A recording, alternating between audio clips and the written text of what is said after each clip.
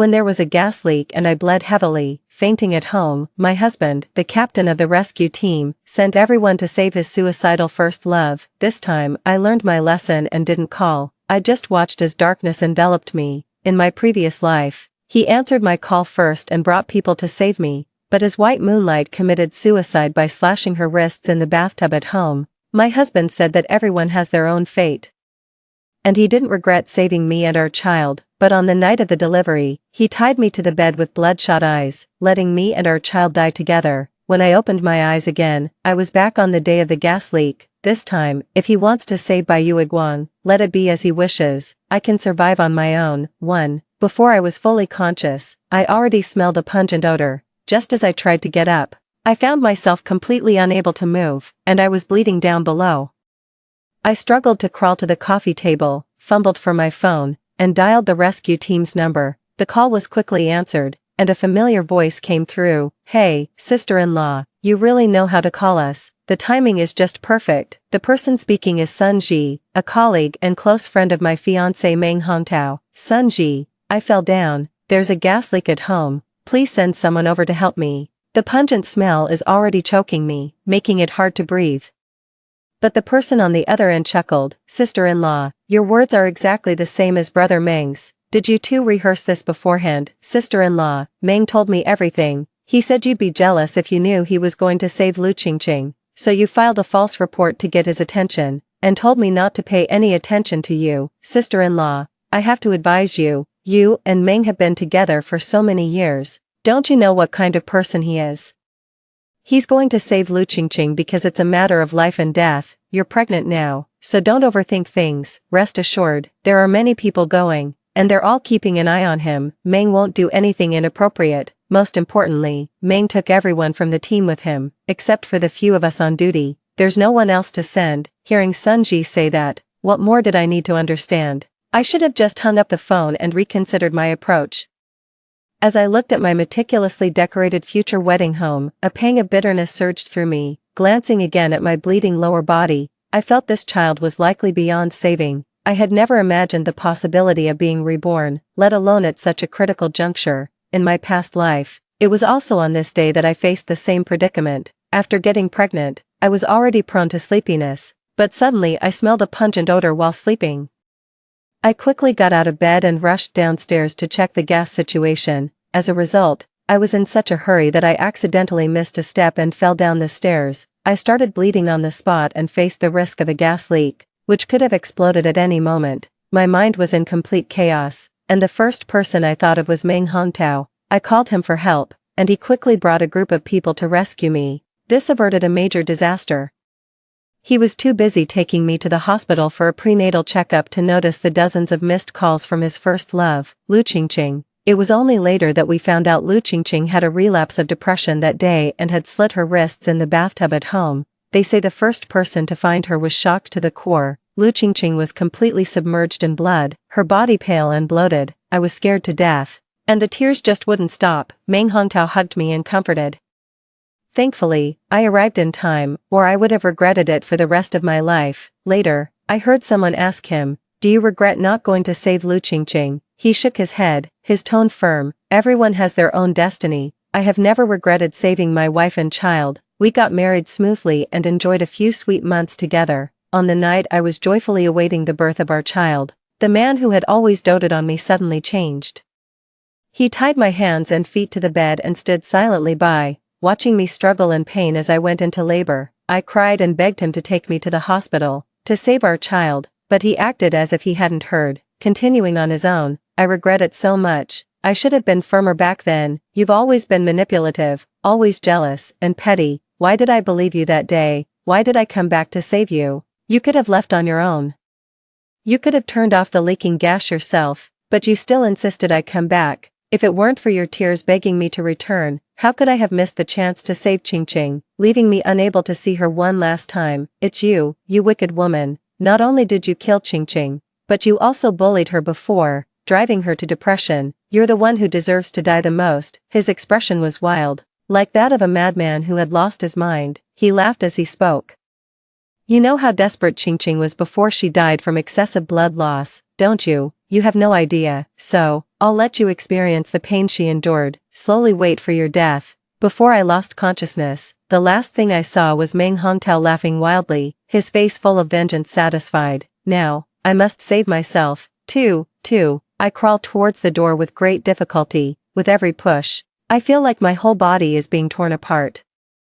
The house that I could usually walk out of in just a few steps now feels unnaturally large. I slowly inch toward the door, the pain in my abdomen making me want to cry. I know these are physiological tears, my final farewell to my child. The trail of blood beneath me looked like a gruesome crime scene at first glance. As I crawled, I reflected on my years of foolishness. How could I have been so gullible as to trust Meng Hongtao? I had been with Meng Hongtao for 6 years.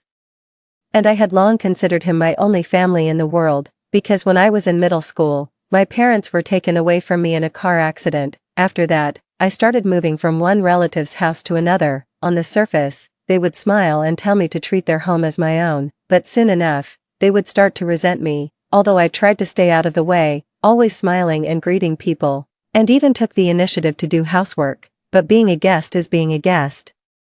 They take it all for granted and even push it further. That's why I've always dreamed of having my own home, where I can build a happy family with the person I love. After meeting Meng Hongtao, he actively pursued me, acting like the perfect model boyfriend. I was completely immersed in his love and tenderness, unable to pull myself away.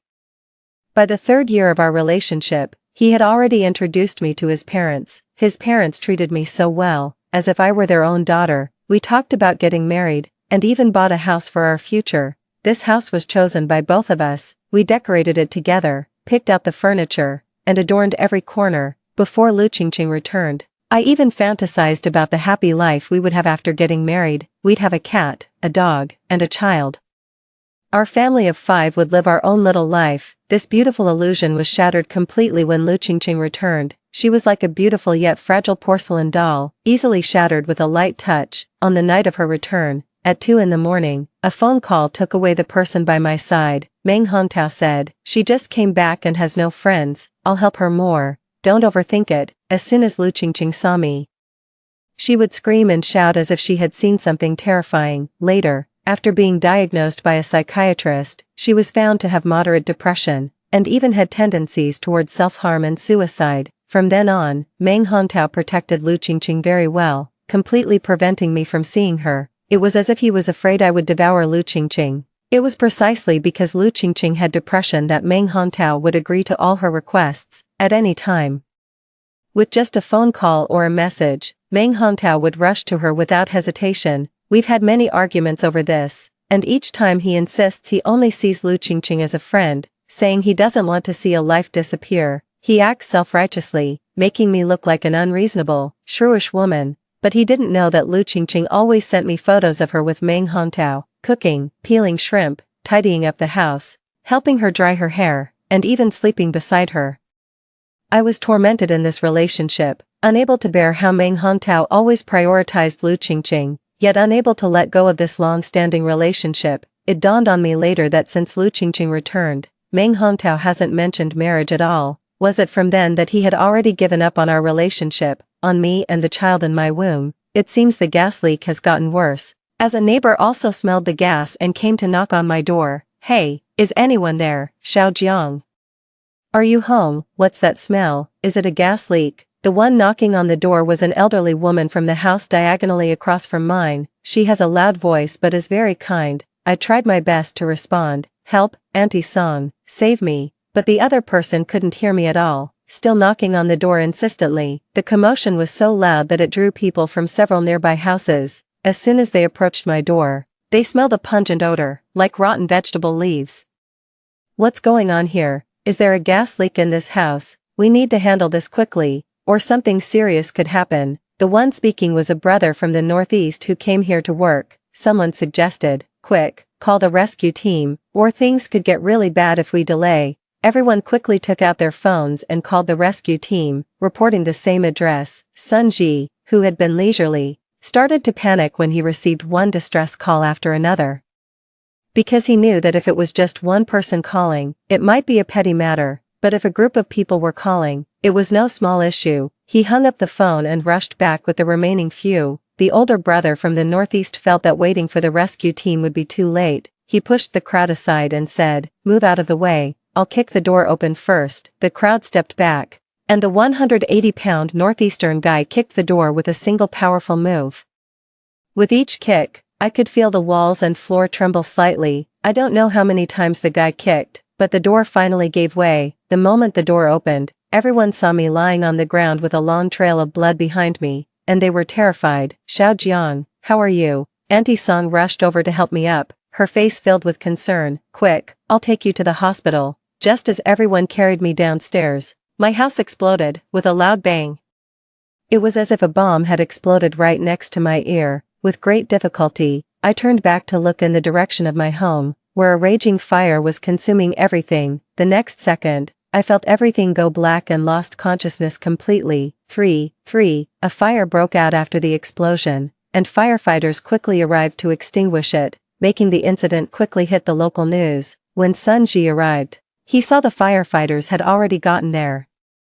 Seeing the raging fire in front of him, he was completely stunned in place. The firefighter saw the people from the rescue station arrive and shouted for them to help. What help could the few people Sun Ji brought provide? They didn't bring any rescue tools. The entire rescue team has been taken away by Meng Hongtao, and no one else will come. The fire captain asked Sun Ji, "Why did only a few people come? Where are the rest of your rescue team? Are they all slacking off at the rescue station?"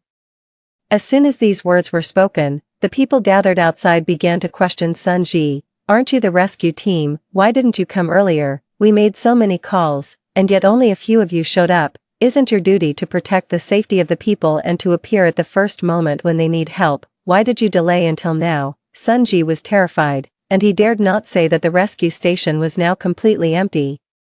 He finished dealing with the crowd and immediately called Meng Hongtao. The phone connected, and Meng Hongtao's calm voice came through. "What's wrong, brother? It's bad. Something really happened to your wife, and the fire department is here. The situation over there is serious. They want us to go and assist. You need to bring people over quickly, or it'll be too late." Meng Hongtao chuckled on the other end of the line. "Sun Ji, what are you doing? Tell the truth.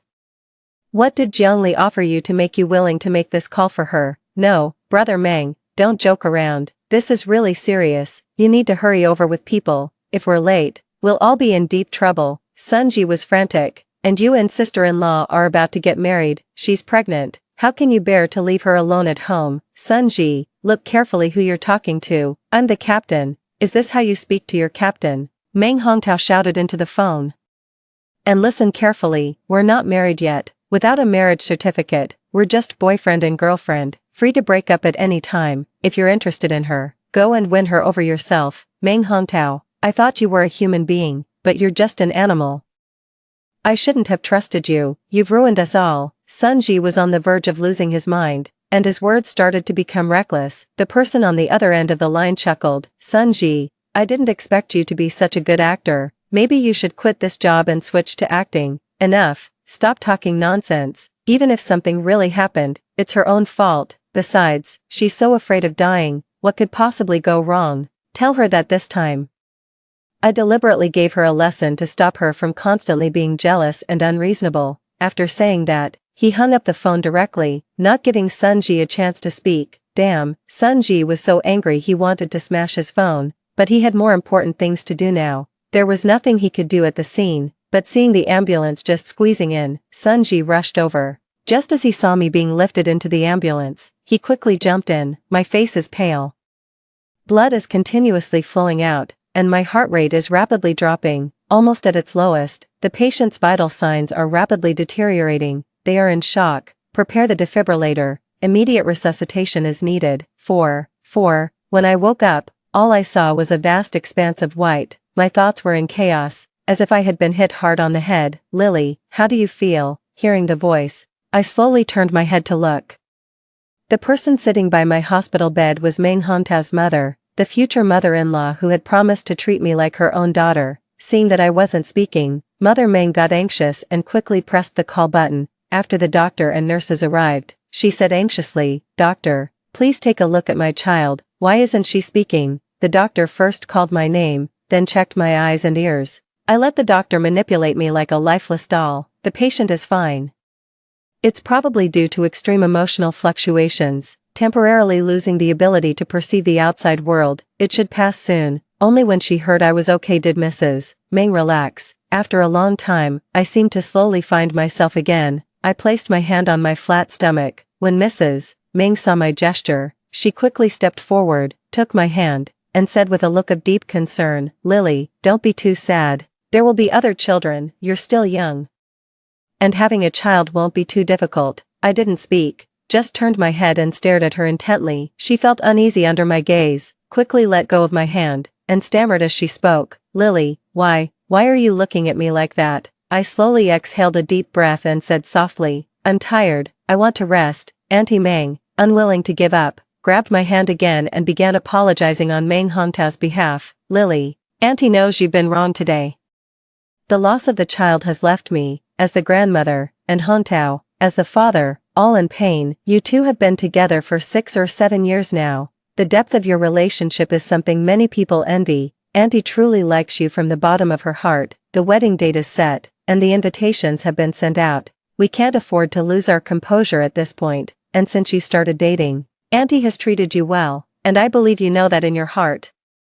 Auntie has truly treated you like her own daughter." This situation was unforeseen, and of course, Hontao made more mistakes. When he comes later, I'll make sure he apologizes to you properly. Would that be okay? I remained silent for a while, then looked at Mrs. Meng Hontao and asked, "Auntie, you said you treat me like your own daughter, but if you really had a daughter and she was in my situation, would you tell her to forgive the other party?" Meng Hontao's mother paused for a moment, then fell silent. "Auntie, you see, you already know the answer. If my parents were still alive, they would definitely feel the same way as you and wouldn't want me to forgive him. Auntie, do you understand what I'm trying to say?" Meng Hontao's mother raised her eyes and glanced at me furtively, still remaining silent. As a mother, it's only natural for Mrs. Meng to stand by her son, Meng Hontao, and defend him, but we're all adults here.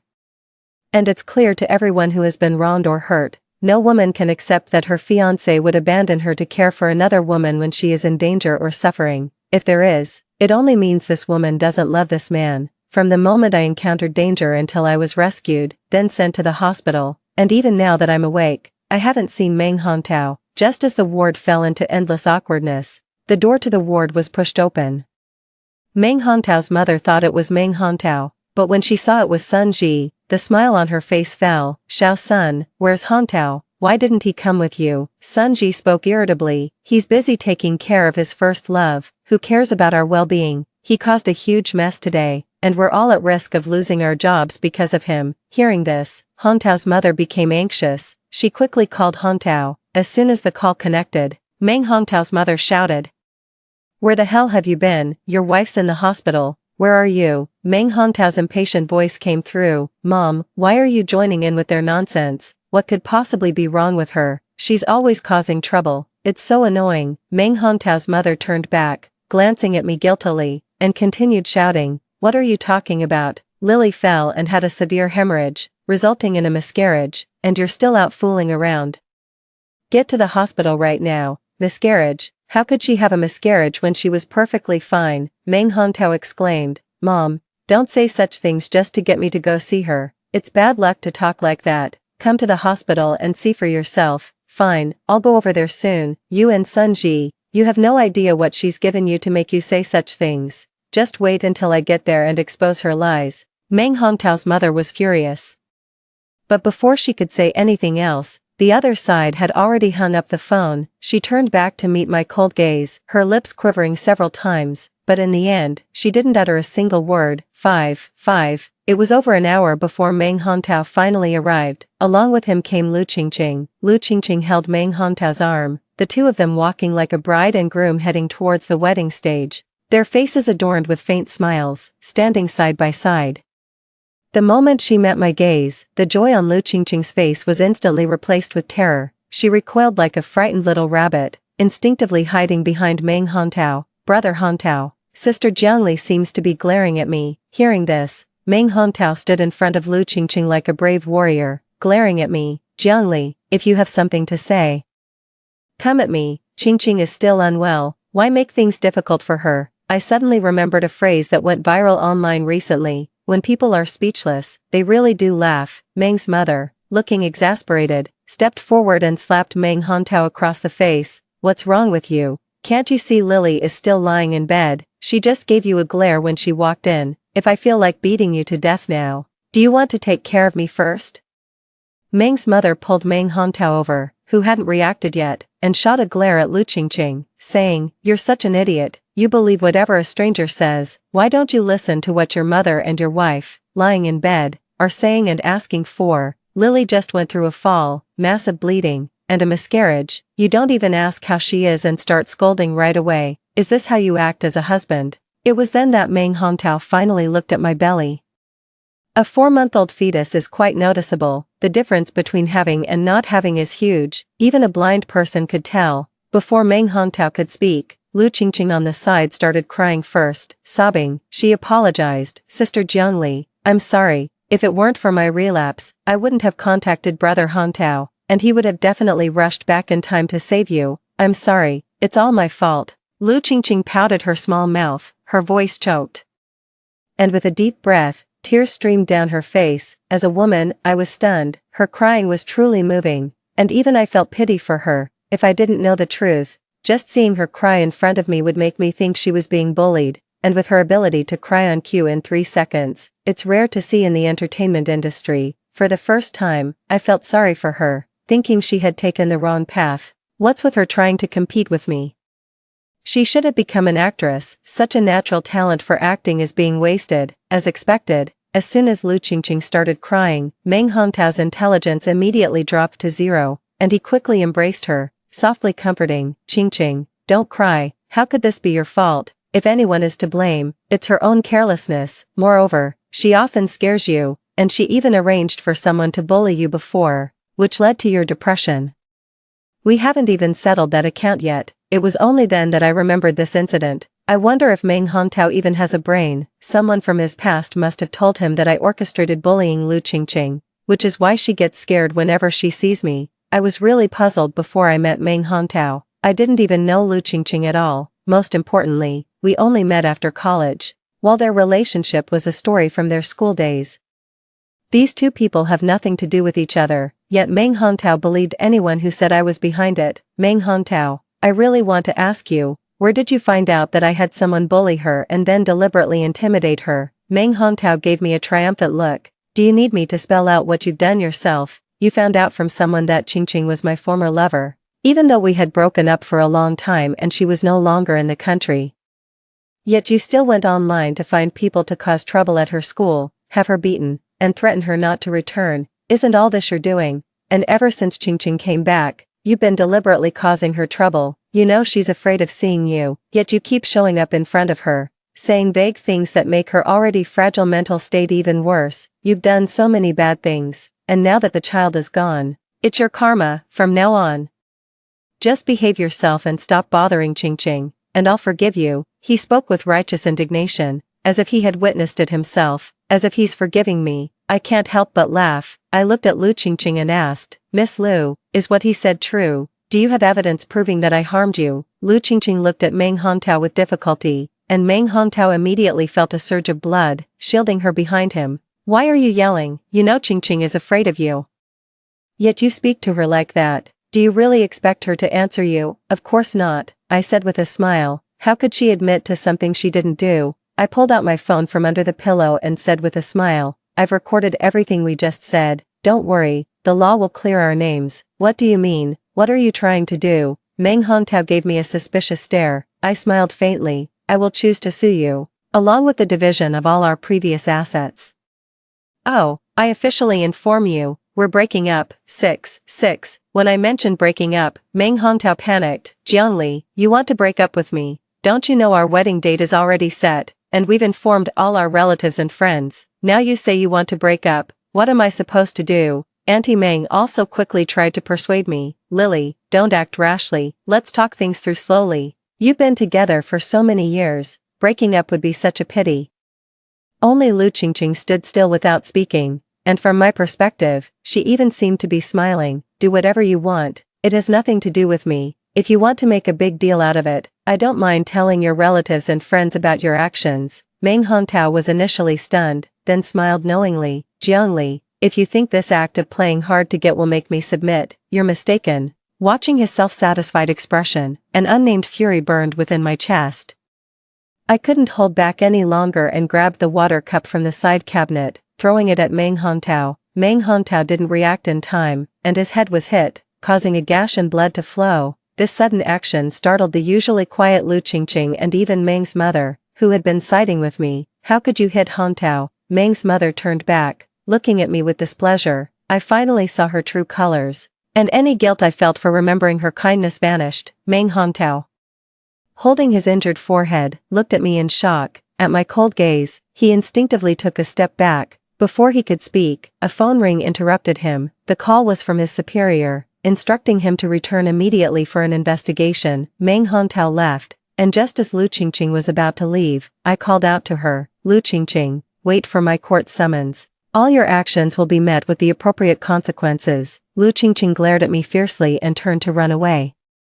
I stayed in the hospital for 2 days, and only after being discharged did I realize how big the situation had become. Originally, the gas in my home wasn't leaking naturally. It was Lu Qingqing who sneaked over beforehand and opened the gas while I was resting.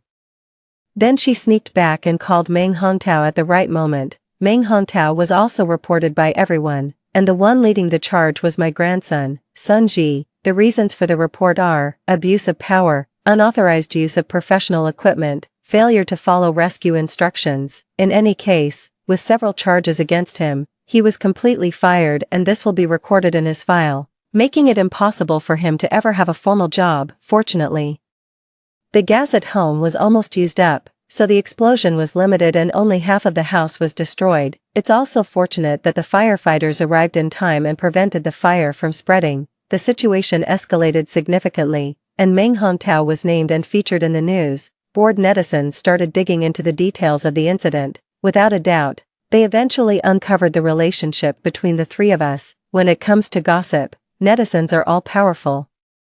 Overnight, the detailed timeline of our three's affairs was exposed to the public. Netizens discovered that Lu Qingqing's trip abroad was not for studying but for seeking rich benefactors and making money. The more money she made, the more extravagant Lu Qingqing's spending became. In the end, she got addicted to gambling and lost everything. She wanted to turn to the big shots for help, but they were just playing around and no one cared about her.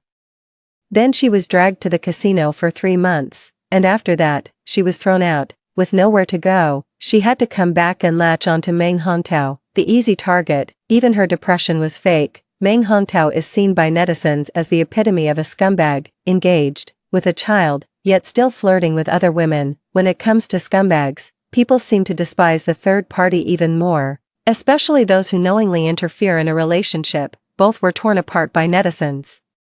And Lu Qingqing truly experienced unprecedented online abuse, as if she was genuinely sinking into depression. After learning the truth, Meng Hongtao came back to seek my forgiveness, but I refused to see him, shutting the door in his face. Not long after, the two received the court summons I had filed against them. After half a month, the three of us finally met in court. The two defendants sat together, looking quite disheveled. After half a month of recuperation, I was much better physically.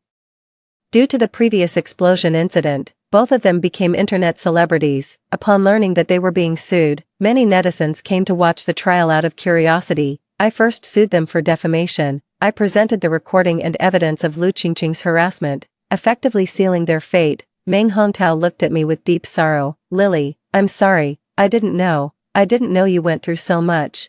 I'm really sorry. He apologized to me in tears, as if he truly realized his mistake. The final outcome was that I won, and each person had to compensate me with 20,000 yuan for mental and reputational damages. I'd also demand daily apologies to me on major social media platforms for a month. In the second case, I sued Lu Qingqing for attempted murder and arson. She thought she could avoid being recognized by not showing her face and sticking to corners, but she forgot. The police are very capable. Her little schemes were all exposed by netizens, who sent her a variety of insults without using any profanity. I still won the lawsuit, but Lu Qingqing was not convinced and filed for an appeal. She thought that as long as she didn't admit it, everything would be fine. For the past 2 months, she has been constantly harassed. Text message bombings, ghost calls, all sorts of strange deliveries. and animal carcasses appearing at her doorstep. All of this was driving her to the brink of madness. She also had to find time to sue me. After we presented the evidence of her purchasing the face-covering veil and jumpsuit online, and pieced together the surveillance footage and timeline of her sneaking out of her house, coming to mine, and turning on the gas, she completely fell apart. 7. Lu Qingqing was sentenced to 11 years and was immediately arrested in court. The lawsuit is over, and I walk out of the courthouse. I take a deep breath, feeling the air is sweet. This good mood lasted until I saw Meng Hongtao holding a bouquet of roses at my doorstep, and it instantly vanished. Lily, are you alright? I ignored him and tried to walk around him to open the door, but he blocked my path, forcing me to look him in the eye. He went on and on, rambling. Lily, I'm sorry, I was blind before and didn't see her true nature. Can you forgive me? Lily, you have to believe me. I was deceived by her lies and ended up hurting you. Can you forgive me? Please, Lily. After all these years together, are you really going to give up on me so easily? I love you so much. Please forgive me and give me another chance. Okay. I looked at him expressionlessly and slapped him across the face in the midst of his hopeful gaze. In that instant, I finally felt the pent-up anger in my chest release. Meng Hongtao was hit and staggered to one side, but he still smiled at me. It's okay, if you're not satisfied, you can slap me a few more times until you feel better. If your hand hurts, I can do it myself, he said, and then prepared to slap himself. Meng Hongtao, don't you think you're dirty? Upon hearing this, Meng Hongtao stared at me in stunned silence. I let out a soft scoff. Don't tell me that nothing happened between you and Lu Qingqing during the months I was pregnant. I'm sure you don't even know how many men she's been with, do you? But you can think about it. Those 3 months she spent at the casino. And the scars that took so long to fade when she came back. You must have some idea in your mind. You stand before me now, like a rotting, moldy carcass that reeks of putrid stench. Just looking at you makes me sick. Meng Hongtao shook his head repeatedly. I didn't. It's not like that. Smack. I slapped him again, then took out my phone and opened WeChat. Last night, Lu Qingqing sent me a bunch of intimate photos of her and Meng Hongtao, all of them quite explicit.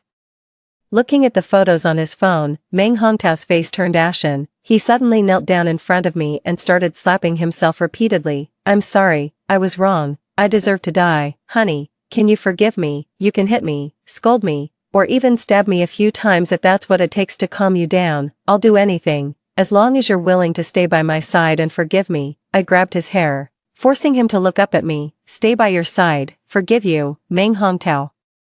If it were you, and you were facing someone who caused your tragic death in your previous life, would you just accept their apology and I'm sorry, act like nothing happened, and obediently stay by their side? Meng Hongtao, I'm a human being, a living person, not some trash can that collects any kind of garbage.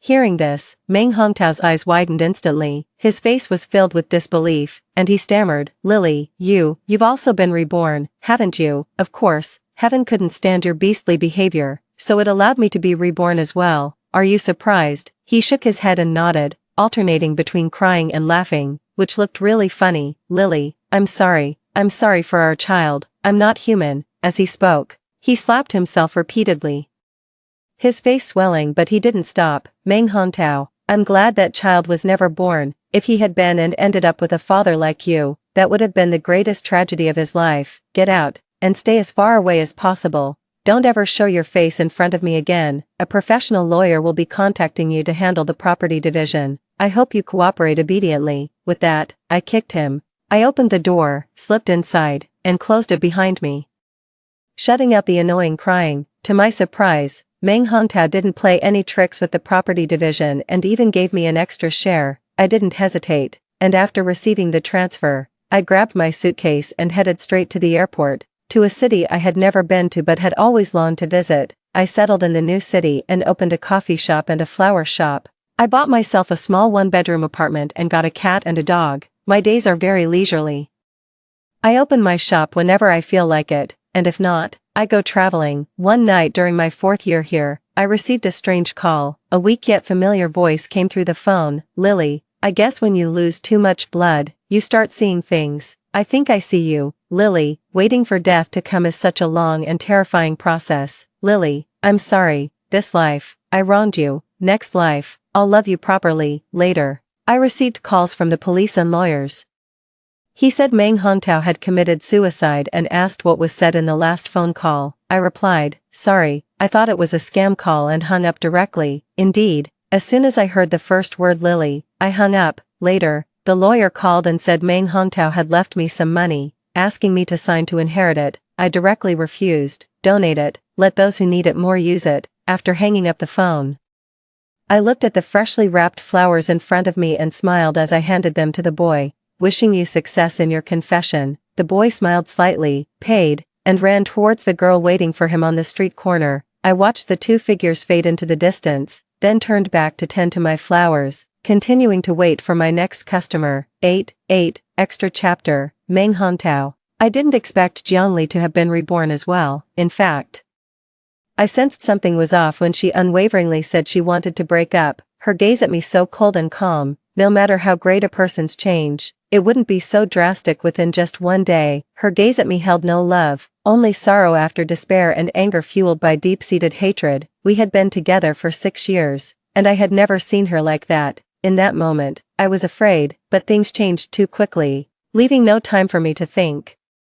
When I was called back to the rescue team and scolded by my leader, when everyone shoved the news video in front of me, and when Sun Ji and others loudly questioned me, I was completely stunned. I couldn't believe the truth. Because I had experienced this in my previous life, I felt everything was fake. Suddenly, Sun Ji grabbed my collar and punched me. He said viciously, "It's all your fault. If it weren't for you, how could things have come to this? Is it me?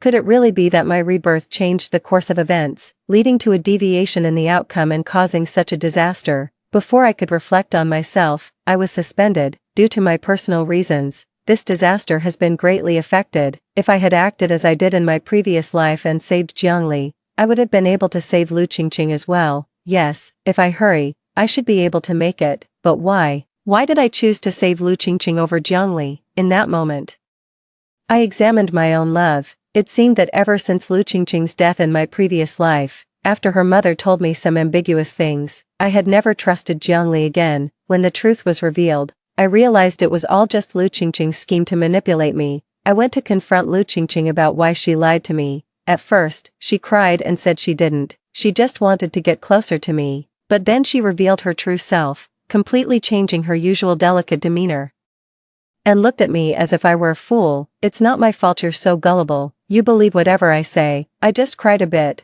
heard Jiangli scream twice, and the rest, "That's all your own imagination." I paused for a moment, carefully recalling my interactions with her. She never actually said that Jiangli bullied or threatened her. She just didn't deny it when I voiced my suspicions. And I assumed I had uncovered the truth behind her illness, unjustly pinning the blame on Jiangli.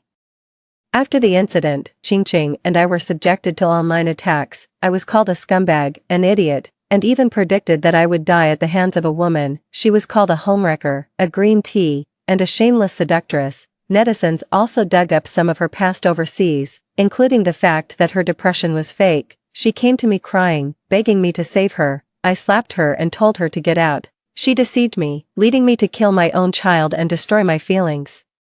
We have been sued. Jiangli sued me once and sued Lu Qingqing twice. I was prosecuted once, and this life has turned me into a useless person. No one will hire me again, because of online bullying. Even setting up a street stall gets me cursed at. I have absolutely no way out. I went to seek Jiangli's forgiveness. She said, "How can you forgive someone who betrays you and then kills you?" In that moment, I knew there was no chance for us anymore. She left not long after it was all over.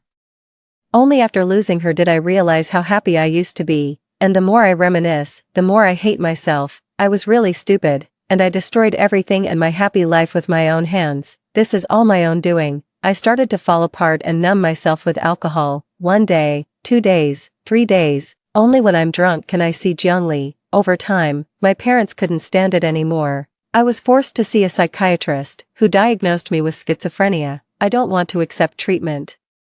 If I get better, I'll never see Jiangli again. That night, I acted as if nothing had happened. I went back to my room early, turned on the faucet for the fish tank, and left a handwritten suicide note. I lay in the bathtub and slashed my wrist. I was unusually bold just before my death. I dialed that number, and when the call connected, I spoke a lot. As I reached the end, I gradually ran out of strength and slowly closed my eyes. It seemed as if I saw Jiangli again, standing not far away, smiling at me. I remember the first time I saw her. This time, I will take the initiative and approach her. Story 2. The first thing I did after I was reborn was to expose my husband's affair with Chen Tang when he went on stage to receive an award. In the previous life, Chen Tang lived in my house as the widow of Sheningshan's deceased student, with Sheningshan's favoritism.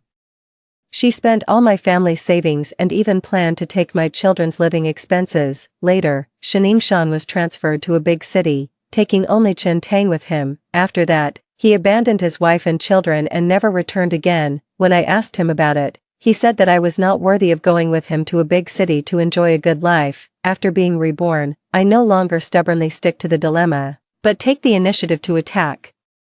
This time I successfully divorced and got a share of the property. I turned around and went to find my aunt, acquired the internal employee shares of their factory, went to Iwu again. Many years later, the company where Sheningshan worked was restructured, and I bought out the company and became his boss. I said to him, "You are not suitable for management, but cleaning toilets is a good job for you." 1. There was a drizzle in the sky the day I went to see Sheningshan.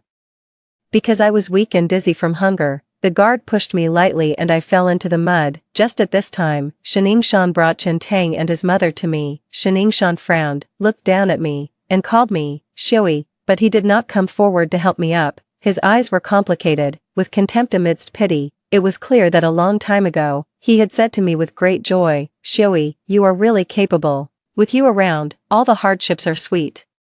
But things slowly changed. His eyes gradually became fixated on Chen Tang, and he no longer paid any attention to me. He also began to become impatient with his 2 children. He also made arrangements to bring Chen Tang's son over. My consciousness became blurred and then gradually came together. The mud all over my body made me feel uncomfortable, but I was too weak to get up. Chen Tang's son laughed strangely. "Son Shui, a cheap woman from the countryside, stinks all over."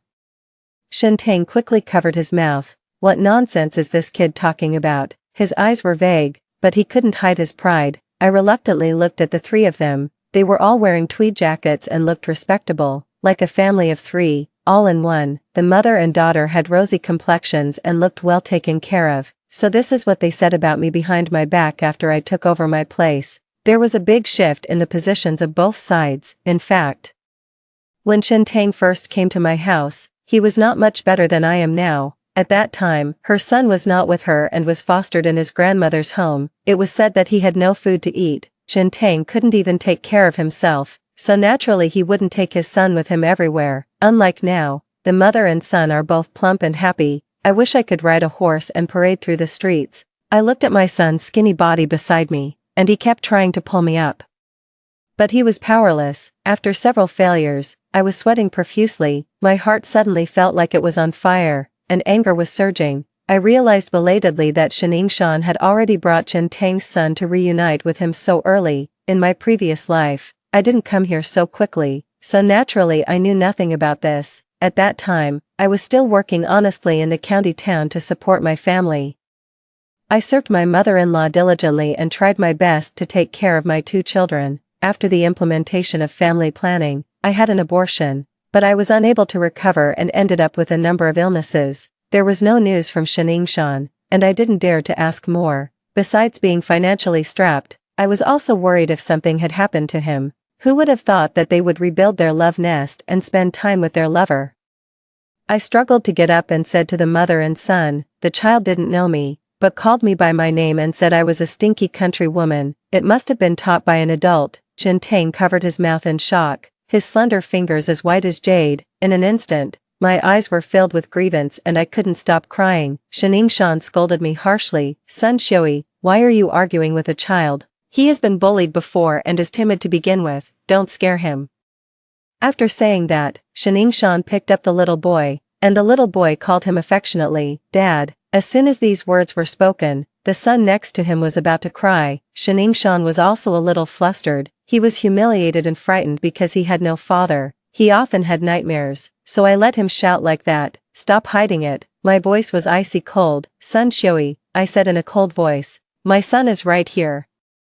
And you haven't been able to hold him in your arms for many days since we were separated. You've been away from home for half a year. When you left, I had already found out I was pregnant. I should be a month older now. But my belly is flat. Where's the baby? You didn't even notice. Passers-by began to pay attention to us. Shan was a little flustered and tried to change the subject. Son Shui, why are you here instead of staying at home to take care of your mother?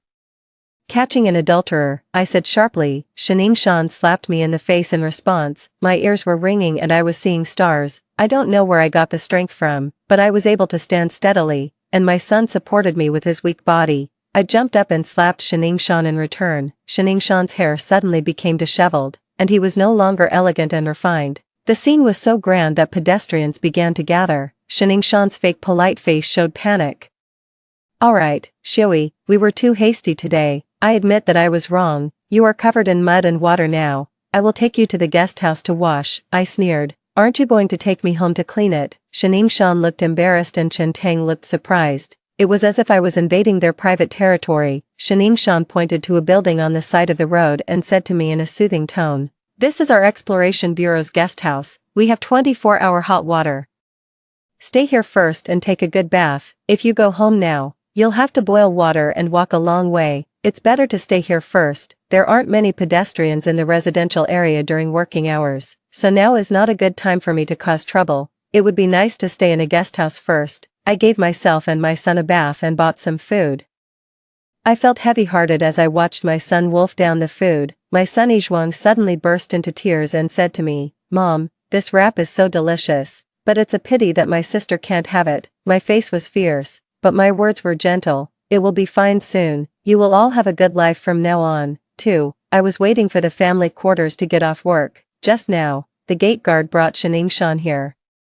This time I will block him at the gate of the Exploration Bureau's residential area and expose his misdeeds to passers-by. Then, I will look for their leaders. Just as my heart was surging, a loudspeaker suddenly rang out throughout the family area. "The new commendation meeting is about to begin. Please ask the relevant personnel to take their seats as soon as possible, and please ask the leaders to take their seats on the stage." My heart moved and I pulled my son Yizhuang and walked out, heading towards the direction of the sound. With my steps getting faster and faster, a stage was set up in the center of the stands at the Exploration Bureau Stadium. After the leader's speech, the award winners began to come on stage to express their gratitude. Shan was the third to appear. He had obviously dressed up carefully, and his originally gentle and handsome appearance now looked even more respectable. I sneered in my heart and really wanted to drag him into the mud. Shan made a summary of his work and then began to express his gratitude. "Thank you for your recognition of me. I will work hard to improve. I also thank Comrade Chen Tang for her support for my work. Without her, I would not have achieved what I have now. Thank you to the bureau leaders for helping to arrange a job for Chen Tang and solving my worries." The audience started to boo. "When are you getting married?" Then there was another good-natured smile. There was a hint of embarrassment on Shan's face. Chen Tang, who was one step away from him in the audience, walked up to the stage. She said generously and appropriately, "Mr. Shen and I are comrades. I am the widow of his student. Mr. Shen just wants to help me. When I can stand on my own, he will bring his lover over." The audience suddenly fell silent for a few seconds. I slowly walked up to the stage and said to the couple, "Are you sure he will pick me up?" Chen Tang was surprised when he saw me, sister-in-law. Then I faced the audience and said slowly, "I am the wife of Mr. Shen," as she said, "when she can be independent, Mr. Shen will take me over." Amid everyone's surprised looks, I remained calm and said, "Everyone, please judge for me. Will Mr. Shen come to pick me up? He has been away from home for half a year and has not written a single letter home or sent a single cent. I was pregnant when he left home and he just ignored me. When he left home, my mother-in-law fell ill, but he ignored her and left her to me alone." Shan finally realized what was happening and retorted, "Before I left you 30 yuan, ha." I was just waiting for him to say this. 3. I continued to speak in a clear and logical manner. "Comrades from the family of the Exploration Bureau, our Exploration Bureau has field subsidies, and there are family buildings and canteens in various places. I would like to ask, who has only 30 yuan in assets? My family originally had a few hundred yuan in assets, and a lot of food coupons. A year ago, Chen Tang came to my house, and in less than half a year, all of this was spent on her. They say it's to help the families in need, but they provide the best food and clothing. Later, the family ran out of money, and Shan was worried about the money for the children's milk and eggs." Shan finally got angry and said, You are talking nonsense, you are slandering me.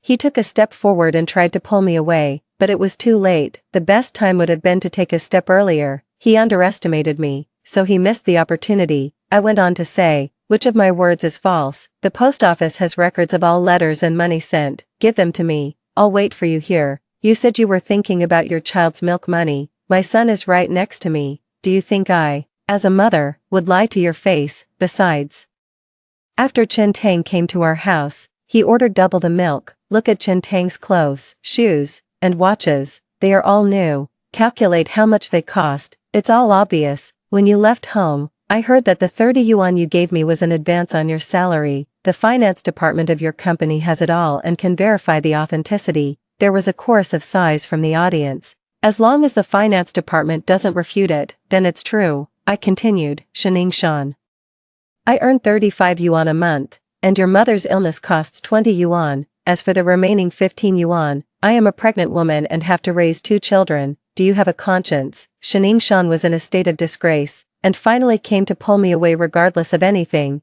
There is a misunderstanding here. Let's go home and talk about it. Chen Tang is indeed very scheming, and she still retains a trace of rationality. She sighed and said slowly, Sister-in-law, you have rejected me since I entered your house. I know you are jealous, but I really have nowhere to go and have to live under someone else's roof. I have tolerated you for a long time. I got rid of Shining Shan's pull and smiled sadly. I reject you. I held your hand and helped you to pull the cloth to make clothes, and there were also other comrades' families in our bureau accompanying us. As a human being, you can't be an ungrateful person. If you and Shining Shan hadn't gone too far and spent all the family money, and even gave you the child's milk to drink, I wouldn't have turned hostile. There was an uproar in the audience, with everyone talking at once. Some people said, this is a family matter and cannot be discussed on stage. Tisk, I already told you everything, and you just remembered it now. What's the point? Many more people said, I didn't expect Shin Gong to be such a person. This is really too much. There were also people who were not afraid of causing more trouble and said, I was transferred here with Engineer Shen, and what this elder sister said is basically the truth. It's just that family matters. We don't know. Someone else said, what's unclear, Mr. Shen treats Chen Tang like the apple of his eye. Who does he think is a fool? Just now when Mr. Shen finished speaking, someone asked them to get married. For Shining Shan's face turned pale, and he opened his mouth to defend himself. I just wanted to help my comrades. Maybe I went too far in some places, but I also had good intentions. He tried to divert the focus by portraying himself as a goody-goody. Chen Tang spoke again. I did spend some money from your family. That's because when I first came to your house, it was really difficult. But later my ex-husband's family sent me money, so I can't count everything as your family's relief. Her move was like cutting off the source of the problem, but I was reborn and I still have some natural advantages. I checked Chen Tang's background a long time ago. Then, a strange smile appeared on my face. This smile made Chen Tang shudder. I continued to speak slowly. Shining Shan, you brought Chen Tang back because of your student Zhou Jing. You said Zhou Jing helped you a lot and you wanted to repay him, so you had to take care of his widow. Is that right? Shining Shan finally regained some confidence and replied, it was then, and it is still now. I smiled coldly, but I went to visit Zhou Jing's home. Although Zhou Jing's parents are sick, they are still alive. Chen Tang's originally elegant face and calm expression finally cracked. I suddenly smiled. And in my smile there was a determination that others could not understand. I dealt them a fatal blow. I asked in a deep voice, but Zhou Jing's parents have never received any condolences from you. Do you have any choice in repaying Zhou Jing? Do you only want to repay his wife? Zhou Jing's face was grim. Sun Shui, stop biting people. Some leaders could not stand it any longer. These are just family matters. There may be some misunderstandings. Just go home and explain it clearly. Someone came over immediately and tried to drag me down. Chen Tang seemed to be unable to bear the humiliation. He covered his face with his hands, sobbed, and tried to run off the stage. Just at this moment, someone in the audience shouted at the leader who had just tried to smooth things over. Li Liren, you were having an affair with other women out there, and now you come out to defend a scumbag. I'm going to fight you. After saying that, she also wanted to run to the stage. Someone helped to hold the older sister back. Li Liren, trying to smooth things over, shook his head and sighed, then finally sat down. I broke free from the person pulling me and yelled at Chen Tang who was about to leave the stage. Stop, why are you running? Are you feeling guilty? Chen Tang stopped as expected. I shouted with all my strength, everyone, listen carefully. I went to Zhou Jing's hometown. His parents told me that their daughter-in-law, Chen Tang, had written a letter of denunciation to their unit when Zhou Jing was misunderstood. Accusing him out of nothing, Zhou Jing could have returned home immediately, but it was because of this letter that Zhou Jing almost went to jail and eventually died in the detention center. As soon as I said this, everyone was shocked. No one could remain calm anymore and started talking loudly. Chen Tang weakly defended himself. You are talking nonsense. I hit him hard again. Zhou Jing's parents also heard it from Zhou Jing's leader. You can go to Zhou Jing's unit to check this matter. I went to Zhou Jing's unit to check it repeatedly on their behalf. I am responsible for what I said. As soon as I finished speaking, Chen Tang fainted. Shaningshan wanted to go forward and take a look, but finally stopped. I asked Shaningshan again, Shaningshan, I found out about the report letter as soon as I checked it out. Don't you know about it, or did you already know about it? But just because you like Chen Tang, you didn't bother with her, even. You framed your own student and tried to take his wife away. Have you and Chen Tang been planning this for a long time? Shaningshan finally panicked, and before he could open his mouth to explain, I went up and kicked him. He was so weak at this moment that he fell to the ground and was finally covered in mud. At this time, General Manager Liu, the most senior leader of the Exploration Bureau, stood up and said to me, Comrade Sun, many of the things you said are well-founded and clearly connected. However, this is a matter of great importance, so we still need to verify it. Also, if you have some guesses, please don't say them out loud in public. Let's avoid amplifying the negative impact. Okay, I am very grateful that my leader has tolerated me until now. If he protected me, I would not have the chance to expose Shaningshan in public, so I stepped down from the stage feeling satisfied. 5.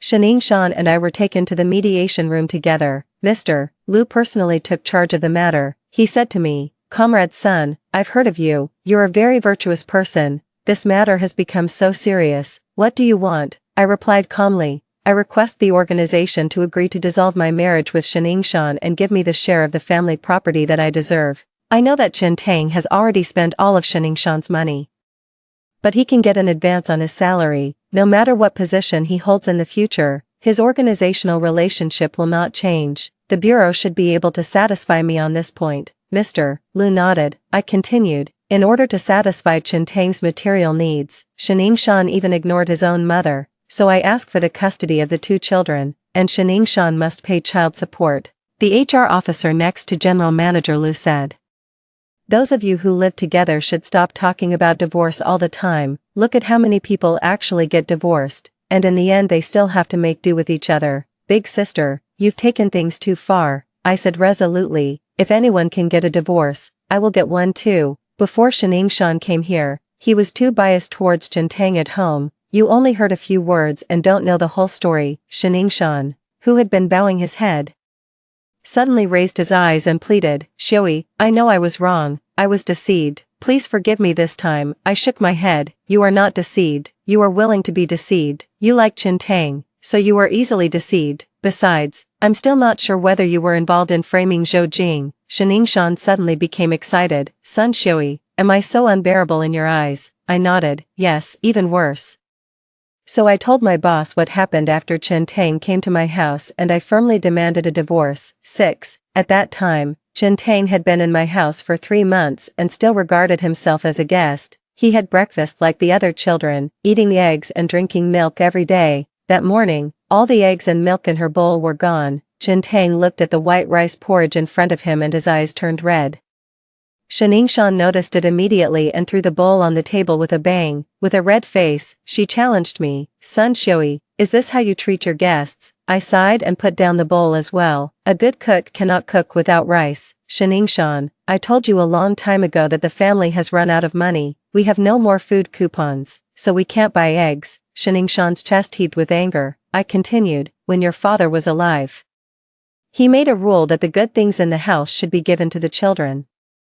Eggs for daughters and milk for sons. It has never changed. The food coupons for fine grains are limited. I have tried my best to feed Chen Tang white rice. She eats white rice, you eat sorghum rice and white rice, and I can only eat whole grain buckwheat noodles. As a family, we need to eat several kinds of breakfast. And I have to get up at 5 in the morning to make them. If you still have this family in your heart, please understand me. Chen Tang covered his face and ran out crying. My heartfelt words turned into bullying her. Shining Shan glared at me angrily and chased after me. He pulled the man back and made him sit back in his original position. On the weekend, the two children got up a little later and were just washing up and preparing to go to the table for dinner. Under the gaze of the child, Shining Shan picked up his daughter Nanan's egg, peeled it and gave half to Chen Tang. He poured out half of his son Xiaozhuang's milk and put it in front of Chen Tang.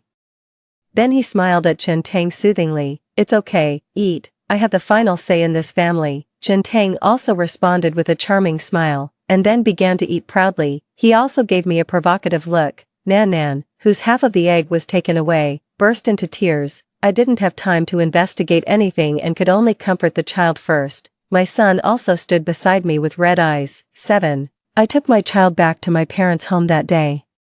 Shining Shan came over and repeatedly assured me that he would send Shen Tang away, and only then did I go home with him. As a result, as soon as he got home, Shining Shan's face changed. He pushed me hard and said angrily, make trouble, make trouble, make trouble, just make trouble. I married a living ancestor. I responded coldly. The living ancestor is in the master bedroom. He is fed and clothed like a guest. But you are the master of the house, and you have full access.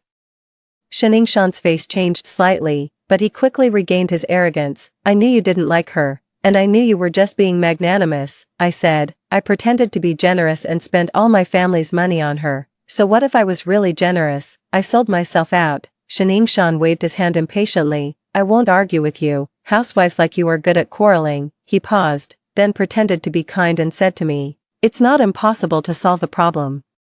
Just ask your mother to give you back the $8 she gave you for babysitting. My son Xiaoshuang was already in kindergarten, and my daughter Nan was not yet of age, so my mother took care of them. I gave her 8 yuan every month, which was the common practice at the time. I sneered and said, go talk to my mom yourself. I added, the neighbors are talking about you. They know you are shameless, but they didn't know you were shameless to this extent. I might as well tell them about it. Shining Shan's face flushed. Why are you gossiping with those aunties again? I sneered. Why don't others talk about me? Shining Shan choked. After taking a breath, he said, I won't bother with you gossipy women. Then he adjusted his mood and said, there is actually a way to completely solve the problem. You give the job to Chen Tang, and you stay home to look after the children. From now on, I will not care about her anymore and we will never have any contact again. What do you think? He knew how precious work was in that era. I was shocked by his shameless words. He thought I was convinced and further advised me, help her to the end. I want her to be able to earn a living on her own. Don't you mind the relationship between us? The solution is right in front of you now. If you don't let me, don't stop me from helping others in the future. I took a deep breath and said, this job belonged to my father. He retired early and I took over. He waved his hand again and said impatiently, people always have to make choices. Not everything will go your way. 8. Just when we were arguing, the transfer order came from above. Shining Shan was transferred to work in a big city and had to leave our small county town. He is an employee of the Exploration Bureau and works here. He got to know me through someone's introduction. I was supposed to go with him, and the Exploration Bureau would naturally arrange work for me. But I didn't expect that Shining Shan took advantage of the Cold War with me and unilaterally decided to take Chen Tang away. Before leaving, he said to me coldly, it's easier to find a job in a big city. I'll take Chen Tang away first. I'll pick you up later. You should also reflect on yourself at home. I said, I'm pregnant. Don't you have any plans? Shining Shan said coldly, now that you know I'm your husband, you want to rely on me. Aren't you very powerful? You talked about me behind my back with the neighbors, and you asked them to help you. After saying that, he started packing his luggage. Before leaving, I heard him talking to Chen Tang. Their conversation was full of longing and desire for the big city, and they also talked about me. Shining Shan said, Sun Shui is well known for her hard work, but in the end, she is destined to be a hard worker. She won't be lucky enough to go back to the big city with me. The conversation paused for a long time, and Shining Shan seemed to be hiding something when he said, it's better to let her calm down alone. Shining Shan didn't say what this meant. I had a bad feeling at that time that Shining Shan would not take me over, but after being reborn, I don't care about reuniting with him. I just want to get the family property and then go find my aunt. They will have a shareholding reform in a few years, and all employees will receive original shares. A worker's family is in urgent need of money and doesn't want the original shares. I want to buy them back. When the original shares are listed in the second year, the price will increase more than 10 times. If I don't accept it, someone else will. In the previous life, those shares were taken by a few local hooligans. It's my turn this time. I want this money to be my first pot of gold. 9. I almost choked up as I told you about the situation at home at that time. The HR department clerk couldn't stand it anymore and frowned more and more. He asked Shan coldly, Mr. Shen, is it true that you proposed to give your wife's job to Chen Tang? Shan saw that the situation was not good, his face turned red, and he stammered, Mr. Lu also looked solemn. Shan pleaded, Leader. I was really confused for a moment. I didn't mean to abandon my wife, I sneered.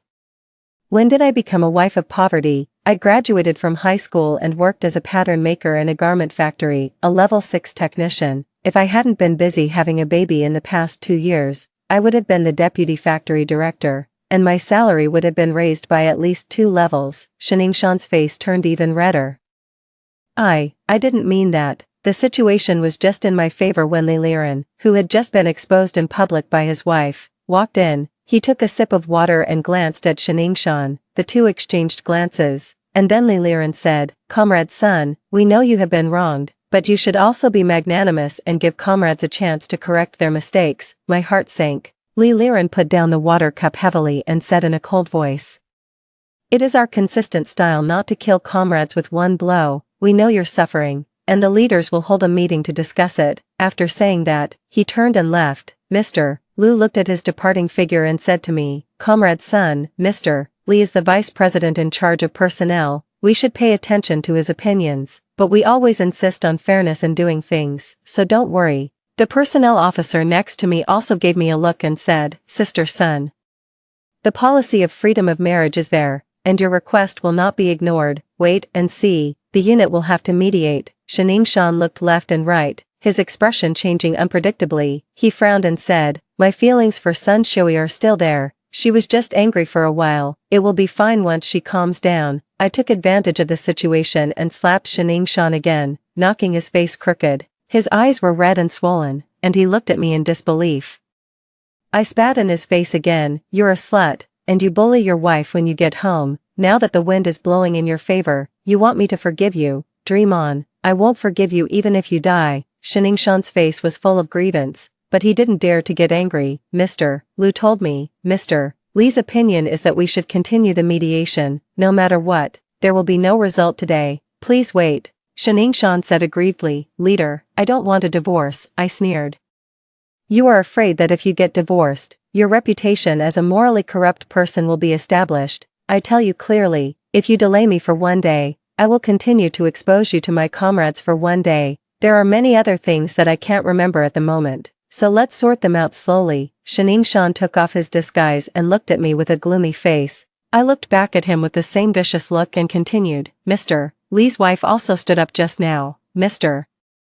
Li is clearly of the same ilk as Shan. I won't accept letting a leader like him make the decision. I'm going to find the Women's Federation. Mr. Lu patted my shoulder soothingly and said, Comrade Sun, don't worry, I'll give you a result in a few days. As leaders, we don't want this matter to continue to spread and cause even worse consequences. I'll talk to Mr. Li. 10. Having said that, I won't be at peace as long as this marriage lasts. I comforted myself.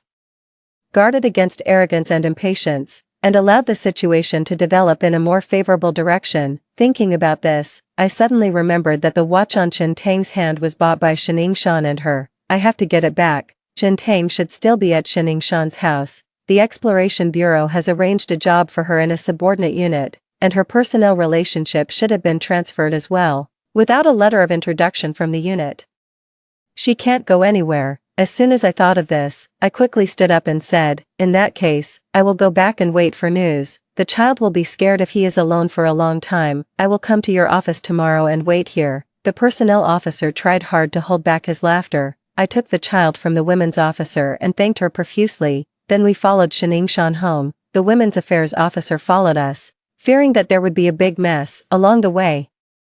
Shan tried to talk to me several times, but I ignored him. but he said something that I listened to. He gave the family housing allocated by the unit to Chen Tang and her son, and he himself lived in the unit's collective dormitory. I thought to myself, this is great, I can catch the turtle in the jar. Our group arrived at Xiningshan's so-called home. As soon as the door was opened, Chen Tang's son ran over and threw himself into Xiningshan's arms, shouting, "Dad, I'm so scared.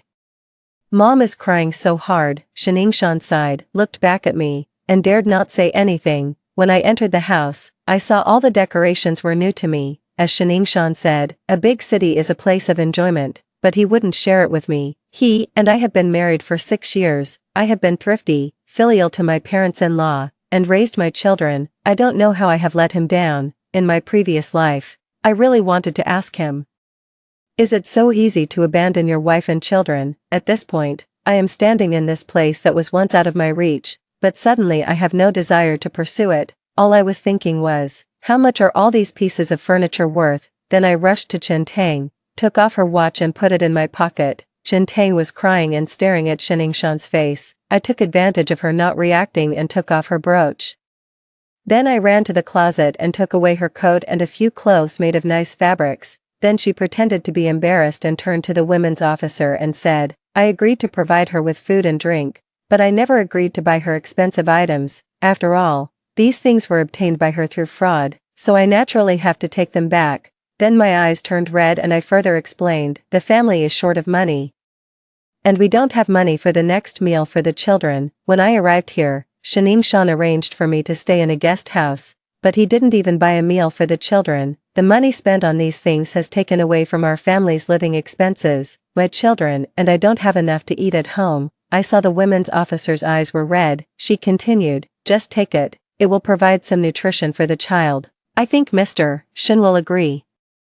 We all turned around to look at Xiningshan, only to see that his hand, which was about to rest on Chen Tang's shoulder, paused. Chen Tang cried like a tearful person. I felt sorry for him and sobbed, Brother Shen, I didn't slander Zhou Jing. I just wanted to draw a line between us. I was very scared at the time and someone instigated me. I felt dizzy and then, I smiled jokingly and said, yes, you got your head in a trance and killed your man, then you went to another man, other men. When they got their heads in a trance, abandoned their wives and children, the women officers laughed along. I continued, you two are both easily dizzy, you are a perfect match. 11. I stared at the ceiling in a daze. This home is clean, convenient, wealthy, and comfortable. It is indeed incompatible with my image of the working class, but people's nobility and inferiority are never divided in this way. This is not what I was taught since childhood, but it's a testament to what one man is capable of. I don't covet these material things, but I wish I had the ability to obtain them. There is a huge difference between not wanting something and not being able to get it. The women's officer was afraid that we would make a bigger fuss, so she persuaded Xiningshan to go back to the dormitory first and talk about it tomorrow. It's the middle of the night and I'm tossing and turning. Suddenly, I remembered that there was someone who might not be able to sleep like me. I planned to meet her. I arrived at the guest house where Chen Tang was staying. When he saw me coming, Chen Tang's arrogance in front of me for half a year finally faded. I sat down on the chair without hesitation and went straight to the point without beating around the bush. You still have room for maneuver. She looked up at me in surprise, a little dazed. In her mind, she was the smart one and I was the one being fooled. She stammered, will you still help me? I stopped pretending and casually stretched my legs and stretched my body. I replied to her, of course I don't mind helping you if it's good for me. Then I smiled jokingly, anyway, I don't have to do anything. It will be a downhill road for you and Xiningshan from now on. Chen Tang's face turned pale. I reminded her, if you just sit there and wait for death, it is very likely that Xiningshan will come ashore alone, and you will be doomed. Chen Tang's lips were cracked and trembling, and he couldn't utter a word for a long time. I smiled coldly, how far have you and Xiningshan progressed? She responded in a stressful way, we are innocent. I interrupted her, think about it again. She was stunned and repeated subconsciously, think about it carefully. What do you think about? I smiled but said nothing. 12. The next morning, I went to the reception desk of the Exploration Bureau. Chen Tang, who arrived earlier than me, had already finished meeting with the leader and came out. She and I walked in opposite directions, with each other understanding tacitly. The leader sent his secretary out and told me kindly to go back and wait for news, and that there was no need to talk today. I knew it was about done, people still have to save themselves. I quickly went to the private market and asked the vendors to take away all the furniture in the house and Chen Tang's watch, holding a few $100s in cash. I felt extremely relieved. On the way back, I saw Xining Shan and Chen Tang standing in an alley near the guest house and talking. I snorted in my heart. These two people were originally in the same room and they didn't know how to be shy. Now they finally knew how to be afraid of what others said. I quietly touched over. Xining Shan said in a sad voice, "What did you say to the leader? Why was I temporarily suspended?" Chen Tang felt wronged but forbearing. "I just told the truth. I said I like you, you helped me so hard, you must like me too. What else can I say?" Xining Shan's voice trembled. "What did you say? How could you say such shameless words to your leader?" Chen Tang burst into tears. "Brother Shen, isn't it good for us to be together? I didn't mean to hurt Zhou Jing, who would get married to make their life miserable. Everyone wants to live a good life." Xining Shan said, "You are trying to protect yourself. No. You are also adding insult to injury. I don't dare to live with you, everything else is fine, but this is the only thing I am afraid of. I am afraid that one day I will be misunderstood like Zhou Jing, and you will immediately." Chen Tang burst into tears. "Who hasn't made mistakes, Brother Shen? Have you never made mistakes?" Xining Shan asked in confusion. "What did I do wrong? I just don't know people well." Chen Tang bit his lip and said hesitantly, "But the organization said you were having affairs with both men and women." Xining Shan was even more confused. "What did you report to your superiors?" Chen Tang still said the same thing. "Just tell the truth and say that you are interested in me." "What?" Xining Shan was shocked. "How can you say that? When did I? That time when you were drunk, you kissed me, and then," Chen Tang said shyly but bravely. Before she could finish, Xining Shan covered her mouth with his hand. After letting go, he couldn't wait to ask, "Did you tell the organization about this too?" Chen Tang nodded. "I dare not lie." Xining Shan asked tremblingly, "Did you take the initiative to report to the organization?" Chen Tang shook his head. "They were the ones who found me." Xining Shan closed his eyes, and when he opened them again, he lowered his head resignedly. 13. The bureau finally approved my divorce with Xining Shan. All the conditions are up to me. I left with a couple $100 in my pocket. I knew clearly in my heart that Chen Tang would definitely not just tell those things to the leader. Whether it was true or false, she would definitely confirm her relationship with Xining Shan, because that's what I hinted to her that night. If she said this, she would tie herself to Xining Shan. Xining Shan has become a completely morally corrupt person, and his future is ruined. It is a blessing in disguise that he can keep his current position. I don't want him to be demoted too much because he still has to pay me high child support. Naturally, there will be others who will be held accountable for the mistakes made by Chen Tang. This is all later. As for whether these two dogs end up together, I don't care. I took my children and parents to the city where my aunt lives, and prepared to do something big here first. I informed my sister-in-law in advance and she rented a house for me. In terms of work, my father helped me find an acquaintance and transferred me from a regular employee in the county town to a temporary worker in my aunt's unit. My father also thought divorce was shameful, so he tried his best to help me leave my hometown. You see, as long as you move forward on your own, there will always be someone to help you. I once thought that my father would find me embarrassing and would not let me go home, but in fact, there are other ways to stay away from trouble. The old man tolerated me for the sake of his grandson. On the other hand, I showed them my passbook and they were surprised by the amount of money in it. When I lost my status as a formal employee, I also gave them hope that I could protect myself. Food coupons have begun to be gradually cancelled. The world is changing, and my parents are finally no longer sticking to the old ways. Their support is very important. The timing of my rebirth was not very good. I already had children, and without their care, my future would have been difficult. I was reborn after the abortion. The doctor made an appointment with me to get an IUD, but I was always bleeding from my lower body. One day after quarreling with my mother-in-law, I fainted on the side of the road and had a long dream. The dream was so real that I thought it was probably my past life. In my dream, Xining Shan really didn't come to pick me up. He just dragged me along in a daze. I have to take care of my bad-tempered mother-in-law, and we quarrel over trivial matters every day. It always takes a lot of energy for me to raise children by myself. When the wave of layoffs came, I was among the first to be laid off. Life was miserable. During this period, Xining Shan had no children to burden him, and he was motivated and promoted repeatedly. When he came back to visit his relatives, he was surrounded by people. Even county leaders were there to accompany him. His car was parked at the entrance of the alley and he walked home by himself. When he met me on the way, he pretended not to see me. I was pushed down by the crowd, and he just paused for a moment without even giving me a hand. At that time, I thought that even if it was a stranger or an important person, they would come to help me if they saw me fall, even if it's just symbolic. So, after he came back from this visit, I went to his city and found his workplace. By that time, Shining Shan had already established a strong foundation, and even if I found someone to denounce him for not providing living expenses for the family, he was easily sent back. I wasted my youth under Shining Shan's harsh treatment.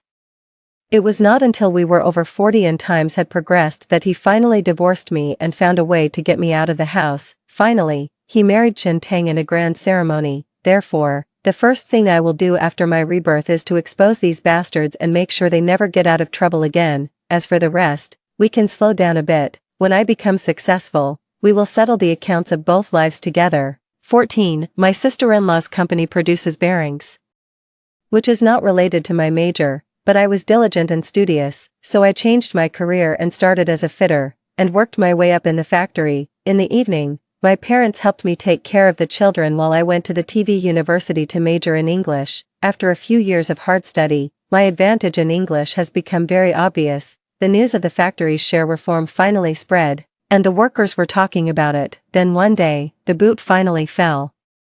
The factory should allocate internal employee shares to each worker. Some needy workers were unwilling to accept it and preferred to receive cash. Some workers misunderstood that their bonuses were reduced and offered shares instead. Later, in order to calm the discussion, the factory agreed that everyone could resell the products. I stood up and told the factory leader, "If you can give me the status of a formal employee, I am willing to buy out all the shares held by everyone." Asking for the status of a formal employee was just a bluff. Buying shares was my real purpose. I am a temporary worker. When I am not busy on weekdays, I will take leave to go to the south to stock up and set up a stall to sell some fashion items. Everyone sees that I am always busy and not living a peaceful life, and they don't know what I am trying to achieve. Someone asked me, "Don't you want to live a stable life?" I certainly don't want to live a stable life. I had too many stable days in my previous life. I was steadily poor and trapped in a marriage. What's the good of that? But I still answered kindly, "I have elderly people and children to support, and the burden is heavy," so everyone sympathized with me and understood me. My boss turned a blind eye to my frequent leave, so the money I had in my hands had already multiplied several times. I proposed to buy shares that others didn't want, which was not a small amount of money. Everyone knew that I was doing business outside, but they didn't know I could save so much money. Everyone was surprised. I took out the divorce certificate between Shining Shan and me at the right time, and the property distribution column clearly stated the property I received. In order to solve the immediate problem, the factory leaders promised to give me a vacancy for a formal job once one became available, and I successfully got the shares. There was no stock exchange at that time, and the stocks I held were paper certificates with my name written in the endorsement holder column. I put the stocks in my arms with satisfaction. After working in the factory for some time, some people started to become jealous of me, so I left the factory on the pretext of poor interpersonal relationships. After another year of business, the Shanghai Stock Exchange finally opened. When the stocks I held increased tenfold, I sold them all. Then I went to Jiangsu, Zhejiang, and Shanghai. And after a tour, I started applying for a visa. It was then that I realized that the money I had was not enough to do foreign trade business. 15. I currently have 100,000 yuan in my hand, which is a huge sum of money for my family, but when I really came to the step of applying for a visa, I found out that the airfare alone would cost tens of thousands of dollars. International trade is not that easy, but I did see quite a few foreigners purchasing in Jiangsu and Zhejiang areas. And I could sense that they didn't know the way around and were just wandering around blindly. In this way, I also strengthened my determination to earn US dollars. If you do foreign trade well, you can definitely make a fortune. Where should I start? I thought of a stupid way. I took advantage of my language skills and held up a sign at the Shanghai airport reception area to specifically welcome foreigners who came to purchase. At first, I was not trusted, but I persisted day by day. Gradually, clients started coming to me. I brought foreigners to the factory and the manufacturer gave me a commission. Later, I set up a foreign trade company. At that time, foreign trade companies also had to have qualifications and financial guarantees, and I got all of these. Business is booming. Looking back, I haven't used my memories of my previous life for a long time. I have come this far entirely on my own. A few years later, I bought a house and an office in Shanghai. Life is already a different scene. 16. The child support was paid to me by the trade union of Shan's unit and deducted from his salary. One time, the child support was paid late, so I called to ask for it. Actually, I don't mind this little money. I just want to make Shan unhappy. Unexpectedly, I got an important message during this phone call. After I exposed the news that Shan abused his wife and children, he has never been able to get a foothold in the Exploration Bureau. Even though he was a technical backbone, his colleagues would avoid him when they saw him, not to mention organizational promotion. Later, during personnel adjustments, he was demoted twice. After enduring this for a few years, he regressed while others made progress. People used to respectfully call him Engineer Shen, but later they all called him Lao Shen. Later, the young rookies no longer called him by his name, but just called him Hey. Shan couldn't bear it any longer and applied for a transfer to a company under the Exploration Bureau. It was changed from a cadre system to an enterprise and institution system. A few years later, the unit where Shan worked had poor operating performance and was restructured and allowed to be bought out privately. When I got the news, I immediately took my children back to the city where Shan was. In theory, Grandma was seriously ill and wanted the child to see her for the last time. In fact, I was going to kill two birds with one stone. You can buy a factory at a suitable price and become Shan's boss. Why not do it? I pretended to be unintentional and had a meeting with the top leaders of the Exploration Bureau. They were all surprised to learn that I wanted to buy out the factory where Shan worked. After knowing that I made my fortune over the years with the inheritance I got from him, the leaders all praised me for my ability and said that Shan was blind. Shan is the person in charge of that company. According to the rules, the original person in charge should be given priority when the company buys out, but the price I offered was high. On the day of power transfer, I met Shan again after many years. His hair was disheveled, his face was stiff, and he looked dejected. If I hadn't interfered, he would have been the private owner of this factory now. It's not easy for a person to accept the gap from great hope. When he saw me coming, he was stunned. Then he looked at me with a complicated expression and asked, Shui, why are you here? His tone of voice was wretched and his face was old, a far cry from the glory of his previous life. I smiled and said, I didn't come back to reminisce with you. Shan was embarrassed for a moment, then calmed down immediately. He calmly answered me, Shui, I did something wrong, but at that time, Chen Tang and I were really innocent, and I have paid the price over the years. Paid the price? Is this what you call paying the price? Then what does it matter that I was tortured by him and lived a lonely life in my previous life? I sneered and said nothing. The head of the Exploration Bureau said to Shan, Old Shen, you never imagined that the private owner who bought our factory was Sun Shui. Shan was unable to accept it for a moment. He even laughed at first and was about to agree with him out of habit. Suddenly, he came to his senses and realized that he was under a spell and could no longer move. His mouth was wide open and he was breathing heavily, like a fish that had just been fished out of the water. Gasping for air in despair, the leader then sighed. It's really amazing that the skinny mother back then has become so prosperous now. After adjusting his thinking, the leader continued, shake hands with the new leader. From now on, you will no longer be under my supervision, but under hers. Then the leader started to joke. People always joke that they are under the management of their wives. Old Shen, you have come to this after all this twists and turns. Shan laughed awkwardly again and again, his mouth corners twitching and his expression extremely unnatural. He stammered to me, congratulations. I sat there with a half smile on my face, watching him fail miserably. He hesitated and asked, where did you get the money? The head of the Exploration Bureau was happy for me and said to him sarcastically, the starting capital is the 800 yuan from your inheritance. How about it? You can do it, right? Shan's face turned pale. I also said, I should also thank our Exploration Bureau for doing justice for me. The leader looked at me with a smile and said, as it should be, we should not blame a good person, nor let a bad person go,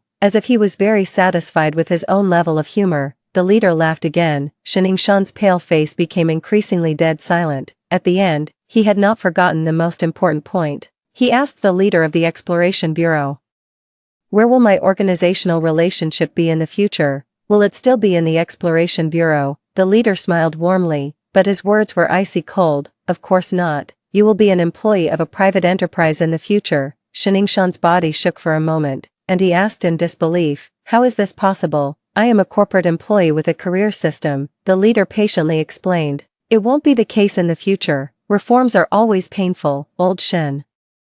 You are an old employee and you should understand that there is work everywhere and you can shine everywhere. Shaningshan stammered and could not utter any more words. 17. After the leader left, I started to take over the work step by step. One day I heard that Li Liren, who worked there, also went to work in the enterprise and encountered restructuring. I quickly called my friend and asked him to come and participate in the buyout. In this way, Li Liren repeated the mistakes of Shaningshan. I had to go to the Exploration Bureau for some work related to employee placement, and I happened to meet Li Liren, who stood at the door of the leadership and yelled, I am a cadre, why do I have to work for a private company now? Soon, he was taken away by the security department. As he passed by me, a pair of dead fish eyes stared at me. I laughed mockingly. This man who almost ruined my plans and yet seemed to control my destiny, this seemingly great man finally fell like a mountain. 18.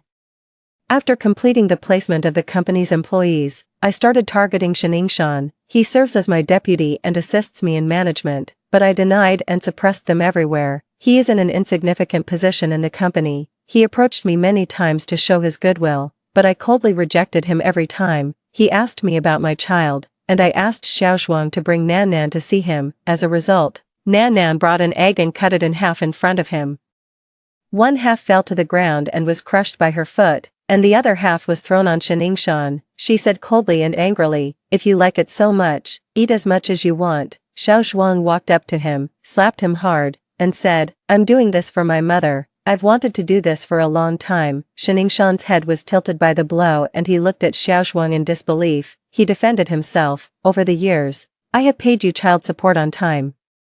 And it was your mother who initiated the divorce. Xiaozhuang acted like a young master. Who cares about your little money? I earn more as a translator now. I collect it on time every month because I don't want you to live too comfortably. After all, the small amount of money I receive is also a burden to you. How can I reduce your burden? Shaningshan's face turned pale. He could no longer stay there and ran away as if escaping.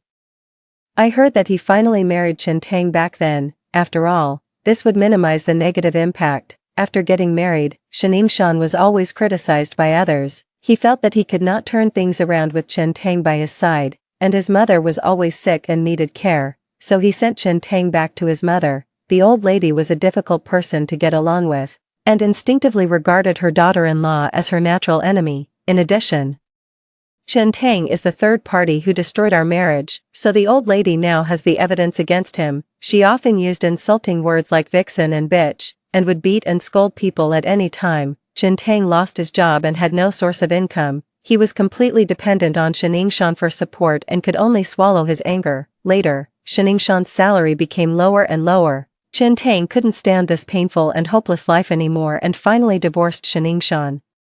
By then, she was already in her 40s, her best years had been wasted, her reputation was ruined, and she could only survive by doing odd jobs. But for her, this is better than staying with Shin's mother. Not long after she left, the old lady passed away. Chen Tang felt that doing odd jobs was too tiring and wanted Shaningshan to support him, but was harshly rejected, and Chen Tang's son, who pointed at me and said I was a smelly country woman, was sent back to his parents' home by Chen Tang.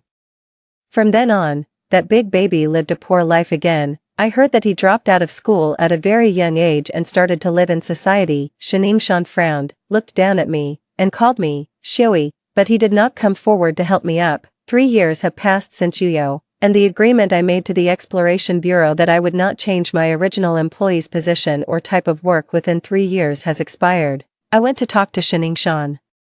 He trembles with fear when he sees me now. I acted like a leader, pointing fingers at him and pointing out his various mistakes and shortcomings. Shaningshan could only nod his head in agreement, or carefully refute. Later, I came to the conclusion, you are not suitable for management positions. What technical skills do you have? Shaningshan answered me cautiously, I know exploration technology. I replied indifferently, it's useless to me. Then I pointed outside the door and said, we need someone to clean the toilets now. It's a good fit for you. Do you want to do it? Shaningshan resigned and left. His exploration skills had a narrow scope of application and his life was very difficult. He has done all kinds of hard work. They are no longer high-ranking leading cadres or technical backbones. Thus, the heavy rain that had started in my previous life and soaked the first half of my life finally stopped. After the rain, the sky cleared up and I walked on the road feeling refreshed. Story 2. After being abandoned in the choice between two people, I realized that I was actually just a vicious supporting female character. Unexpectedly, the villain turned around and killed the chosen female lead. He raised his eyebrows and blew on the muzzle of the gun.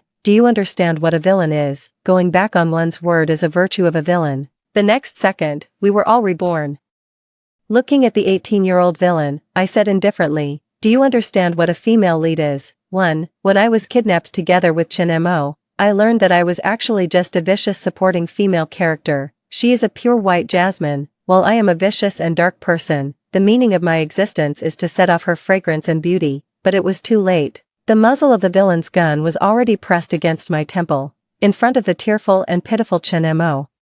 No one would choose me. My husband, Zhou Ji, wouldn't either. Staring at Chin Mo, when he heard the choice between two people, he shouted without hesitation, I choose Mo, don't hurt her. He was so afraid that if he chose a second later, his Miss Jasmine would get hurt. He was so nervous, his eyes fixed on her, not sparing me even a single glance from the corner of his eye. My hands and feet were tied up, and there was no possibility for me to escape.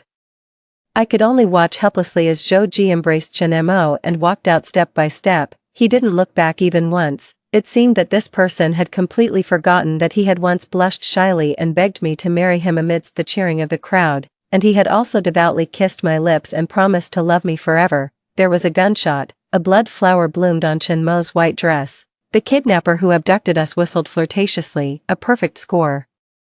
Looking at Zhou Ji with a shocked and painful expression, he laughed happily, you can't be serious. Is there really someone who believes in the villain's choice between two people? He pointed at me. Now, the person who loves you has a heart as cold as ashes. Then he pointed at the fallen Chin Mo. The person you love is dead. Zhou Ji, are you happy? I, who had managed to survive by luck. Oh no, I've met a real villain, too. The moment Chin Mo took her last breath, the galaxy seemed to hang upside down. I returned to the year when I was 17, with a student-like look. My fingers were slender and fair, without any marks of being imprisoned by a ring. This year, I was just in my senior year of high school, while Zhou Ji and Chin Mo were admitted to the same university and went to the North City. I still remember the day I sent Zhou Ji to the high-speed railway station. I said to him, Chin Mo is in the same major as you.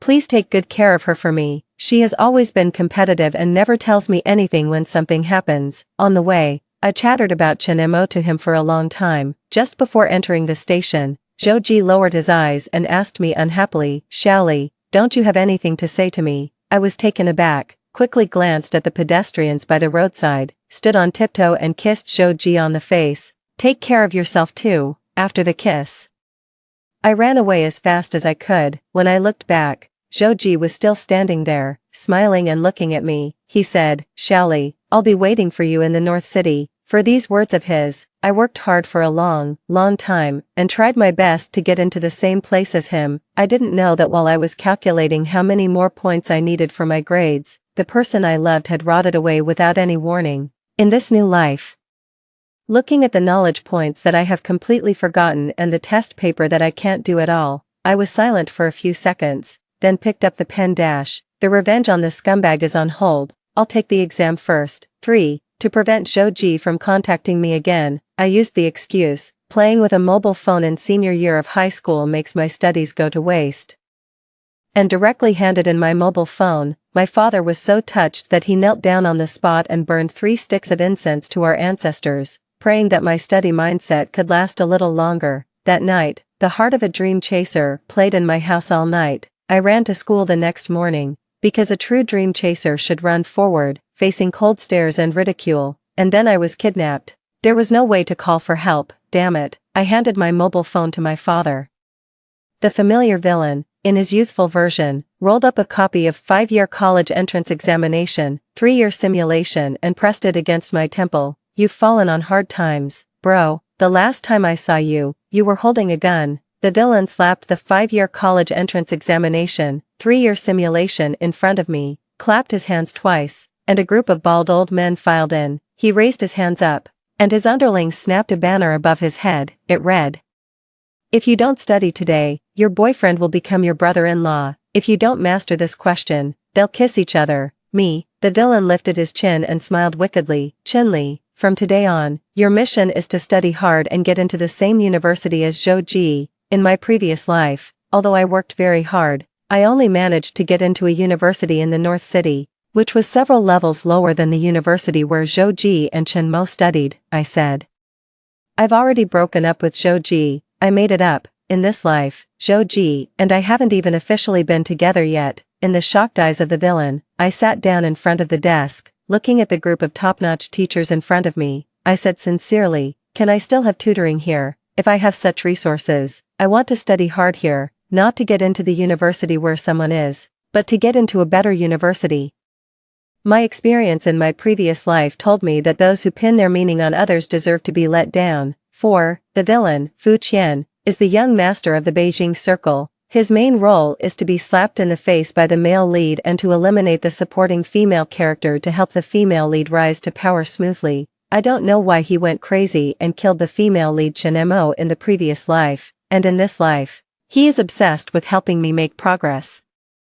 Maybe he has a deep love for Zhou. At the moment, I'm here listening to the class, while he is holding my phone and pretending to be me to fall in love with Zhou on QQ. Zhou seems gentle and polite, but in fact, he is more narrow-minded than a needle. In this life, I didn't go to see him off when he went to school, and he didn't send me any messages for several days after the start of the semester. Fu Qian, pretending to be me, coquettishly said to Zhou, "Dear brother, why haven't you been paying attention to me?" Zhou replied instantly, "Speak properly." Fu Qian, "I miss you." He sent a coquettish cat love emoji. I couldn't help it, I'm not like this usually, and Zhou also. Before I could finish my words, I saw Zhou reply with a little mouse sending a love emoji. Me, Fu Qian showed off. "Do you understand what a man is?" So I had to swallow my anger. Fu Qian is a punctual kidnapper. He takes me away at 8 a.m. every day and sends me back after the evening self-study ends at 9 p.m., with devilish teaching methods in between. As soon as I slack off, he points at the banner and scolds, "Kiss each other, kiss each other." When I say I've broken up and ask him not to bother me, he looks at me as if he understands that I still love Zhou very much. Just like this, I studied like crazy for a month and jumped from the middle of the grade to the top in the monthly exam. Fu Qian played the role of my substitute girlfriend in a coquettish tone for a month. On the evening of September 30th, he sent me home and was still reminding me, "We're not having a holiday tomorrow, come for tutoring as usual, you still need to improve your basic scores. I hope you're really concerned about my studies and not worried that there will be no one to cover for you when Zhou wants to have a video call." As soon as I got out of the car, I bumped into Zhou, who was waiting at my doorstep. He asked with a dark face, "Xiaoli, I went to your school to wait for you. Your classmates said that you haven't been to class for a month." His sharp gaze swept over Fu Qian, and his voice was filled with a murderous intent. "You've been fooling around with this kind of person." 5. Subconsciously, I dodged, revealing Fu Qian behind me. Sure enough, he had a stress reaction under the male lead's sarcasm. He adjusted his tie and showed a mocking smile. "What kind of person am I?" I whispered. "You're his QQ girlfriend." Fu Qian stumbled and almost fell on his face. He gave me a fierce glare, regained his momentum, raised his chin and said contemptuously, "A good dog doesn't block the way, understand?" The single word understand was delivered with a cadence, fully showing the greasy demeanor of a domineering president. Zhou frowned and rolled up his sleeves, before he could take any action. A fist had already landed on his face. Fu Qian rotated his wrist. "Bro, take my advice, words are words, and actions are actions. When you want to hit someone, you have to strike first." He actually lived up to his words. He didn't delay his actions while speaking and kept punching Zhou in the face. Zhou was no pushover either. He turned around and started grappling with him. The two were evenly matched, but unfortunately, Fu Qian had bodyguards.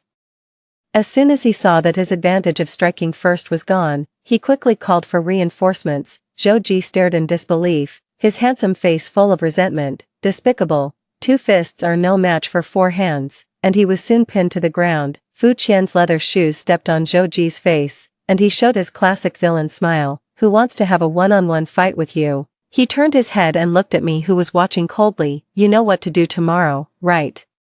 You don't want your boyfriend to be beaten like this every day, do you? He bent down and spat on Joji. I quite like her. Originally, I would have kept my promise to her and left you alone. There was full of shame and pain in Joji's eyes. Shally, you're doing this for me. Me, why is there still a part for me in this? I said coldly. Joji, it has nothing to do with you. The pain in Joji's eyes became even more intense. His voice was hoarse, like a beast cornered. Shally.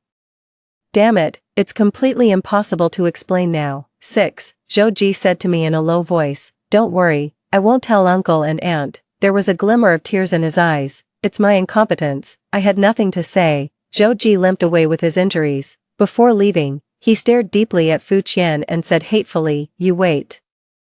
Fu Qian crossed his arms and sneered. After the person walked away, he put down his arms, his tone full of regret. Why didn't he say, don't bully a young man just because he's poor? Me, you look like you have a big chest when you cross your arms. Fu Qian instantly got angry, his face turning red. What are you talking nonsense about? I turned around and left. Haven't you been talking nonsense all night? It's just a return. 7. When I opened the door of my house, there was a familiar figure sitting on the sofa. It was Chen Mo. I didn't want to talk to her, so I quietly changed my shoes and walked towards my room. It's strange, these two people didn't come back during the National Day holiday in the past either. Shally, there's milk on the table, drink it before you go to sleep, Chen Mo suddenly said. No. The words of refusal had just come out of my mouth when I suddenly realized something. I looked back and met a pair of eyes full of tears. Shally. It's me, she said. In this world, the only one who doesn't call me Shally but stubbornly calls me Shally is my elder sister, my only elder sister, the one who loves me. Chen Mo. 8. Since I was a child, I knew that there was a monster hidden in Chen Mo's body. The first time it appeared, I was 9 years old and Chen Mo was 11 years old. Our parents went to work in the south, leaving only the two of us to depend on each other. Chen Mo was a good elder sister and didn't hesitate to take on the responsibility of taking care of me. Every evening, she would boil hot water, mix it with cold water, and then call me to wash up. But that day, she suddenly ordered me around in a strange tone. Go and bring the water to me. I didn't think much of it and obediently did as she said. When I bent down to put down the basin, a hand pressed on the back of my head and forcefully pushed it down. I fell to the ground, and my head was pressed into the basin. My nose and eyes stung from the water. The abuser hummed a little tune happily behind me. Only when she saw that my struggling strength was gradually weakening did she lift me up. Oops, why are you so careless? She asked with a smile. I looked at her in horror, but she leaned closer affectionately, kissed my face with her lips, and licked the water droplets off my face. So fragrant, baby. You're so fragrant. For several years after that, when the monster appeared, it would always do similar things. First, it would torture me, and then it would hug me, call me baby, mark my neck with its lips and tongue, and its eyes would be full of obsession. Grow up a little more, baby. 9. At this moment, Chen Mo was sitting in the living room with tears streaming down her face, and her expression was exactly the same as every time she found out that the monster had hurt me. She seemed to want to say something but was afraid of being discovered by someone. In the end, she just said a soft sorry. I hesitated for a long time, then walked over and gave her a hug. I said, it doesn't matter. Just like every time before, my elder sister is my elder sister, and the monster is the monster. I can tell the difference. 10. The next morning, I always felt that my neck was both painful and itchy. When I looked in the mirror, it was full of bite marks and red marks. My heart sank. The monster had come last night. It hugged me and sucked and bit from my chin to my collarbone, and I was trapped in my dream, completely unaware. I wrapped a scarf around my neck to try to cover the marks, but my mother still found them at the dining table. She tore off the scarf in one go, and then splashed the hot soybean milk on Chen Mo's face. She shouted at Chen Mo in a breakdown, pervert, get out of here. Chen Mo didn't have much luggage, just a small suitcase. She stood up silently and dragged the suitcase out. This wasn't the first time she had been driven out because of this. I secretly looked outside. Fu Qian was standing not far away by the roadside waiting for me to go for tutoring. During the holidays, my father returned my mobile phone to me. I sent him a message. Do me a favor. See that girl dragging a suitcase by the roadside. Send her to the high-speed railway station. Please, please. Fu Qian replied instantly. Chen Mo. My heart skipped a beat. Sure enough, this guy was also reborn. in this life, he shouldn't have met Chen Mo yet. Fu Qian, what did she do to you that she was kicked out even during the holidays? Me, she bit my neck. Fu Qian, what the hell? 11. In the afternoon, I sneaked out to find young Master Fu for tutoring. He looked at the marks on my neck, his face turning red and then pale, and then red again. He carefully glanced at my expression. How about we take a rest today? I had already opened the textbook and was waiting for the teacher to start the lecture. No need, I'm used to it. Yeah, Chen Mo has been like this since I was a child, I hinted at him, but we've seen a psychologist, and there's nothing wrong with her mental state. I knew that it wouldn't be long before the monster completely took over my elder sister's body. I was powerless to stop it, but if it were Fu Qian, with his brain, no, his influence, maybe he could find out the reason.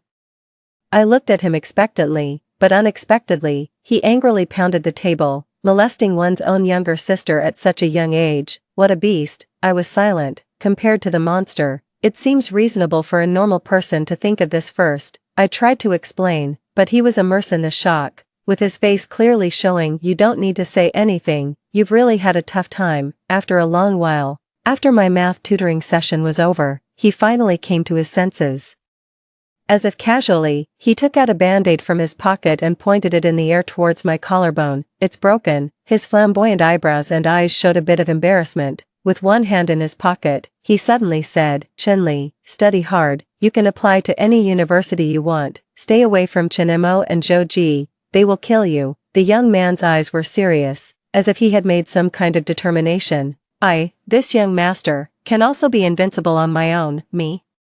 Why is he suddenly so fired up? 12. The not yet fully fired up young Master Fu was severely extinguished by his mother, who rushed over from afar. Madame Fu, with her slender waist and delicate appearance, was as graceful as if she were dancing when she took off her high heels and hit Fu Qian with them, while tenderly apologizing. I'm sorry, I'm not good at teaching my son. She swung her high heels with great force. With each swing, Fu Qian let out a yelp, but he didn't dodge at all.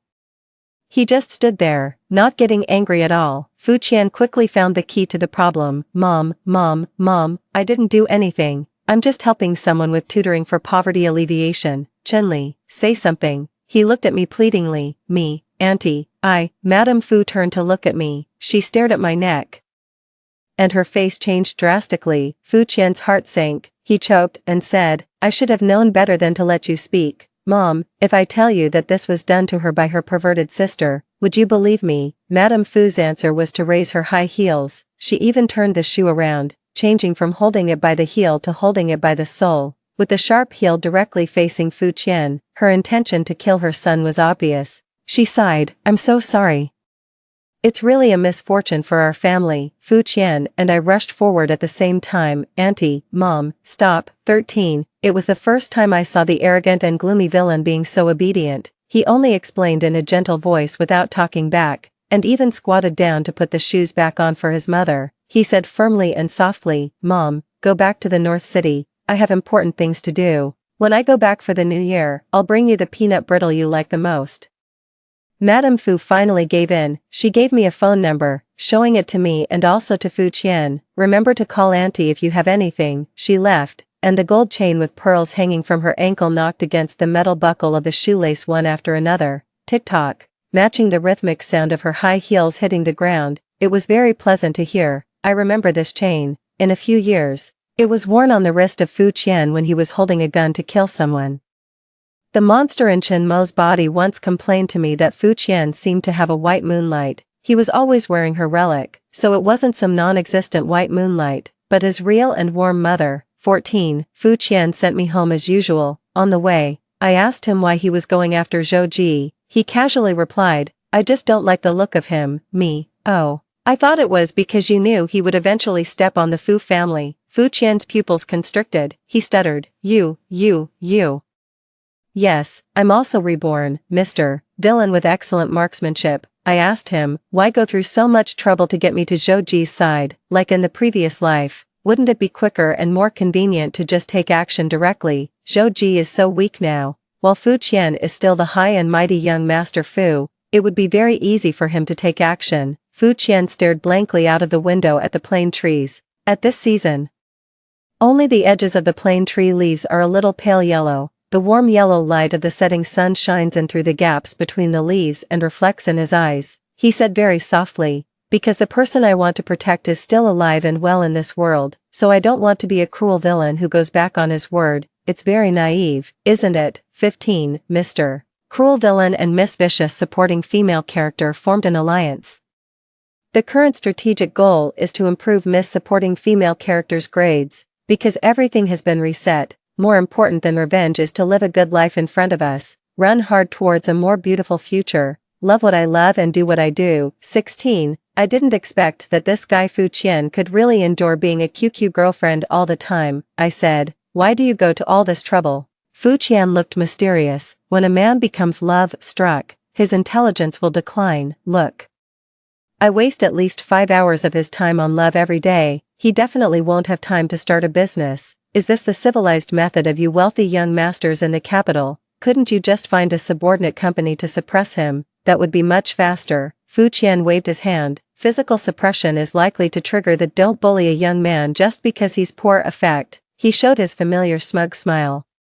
Do you understand what a male protagonist in a certain genre of online novels is? I was silent. Who told you that Zhou Ji is a male protagonist in that genre? Fu Qian was very excited. I'm the villain who holds the script. He said that on a dark and windy night, he understood the truth. This world is just a novel. The protagonist, Long Outyan, is named Zhou Ji.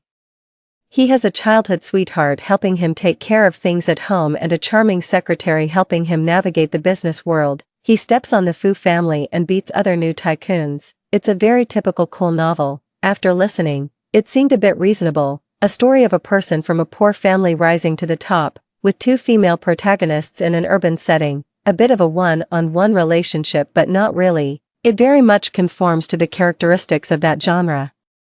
But I know another version, I said. On the day I was kidnapped, a voice suddenly told me the truth of the world. This is a story of a wife and husband getting back together with a taboo theme. The female protagonist, Chen Mo, and her younger sister's boyfriend had already developed feelings for each other, but for the sake of protecting her sister, she gave her lover to her. At the wedding, they looked at each other from afar, secretly filled with sorrow. Forgive me for dressing up to attend.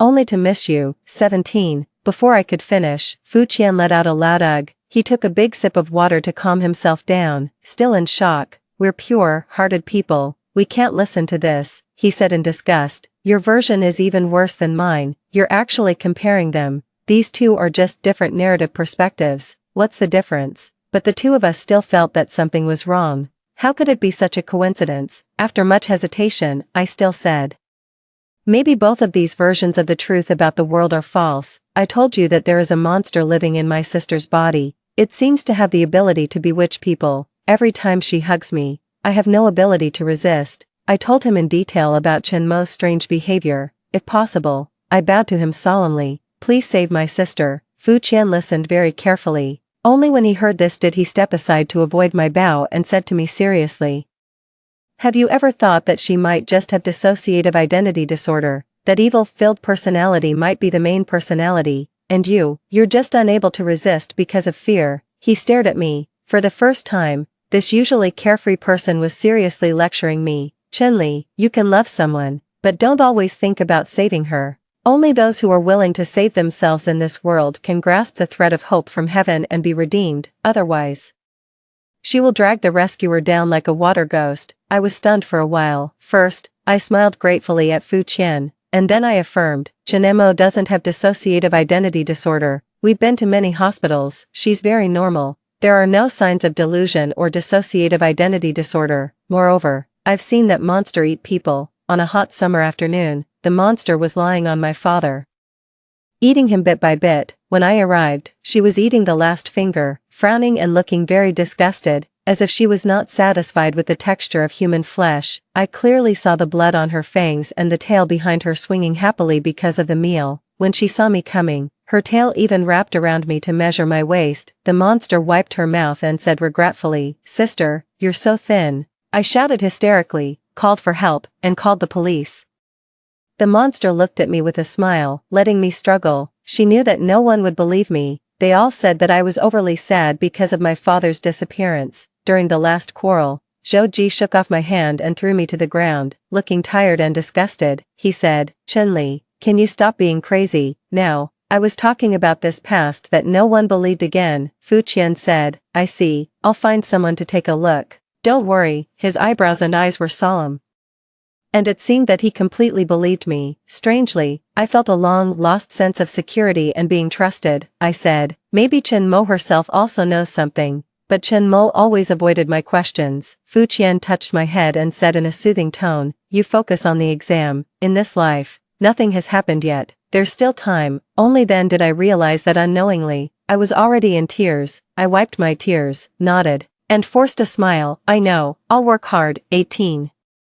By the end of the year, I ranked among the top 10 in the grade. Fu Qian was even happier than me. He immediately gave the teachers red envelopes thicker than bricks. The day before he was going back to the North City for the new year, I treated him to a hot pot meal. It rarely snowed in the South City. The snow was fine and scattered, falling on the tip of his red, frozen nose. I laughed at him for valuing style over warmth, wearing a thin coat to show off in the cold winter.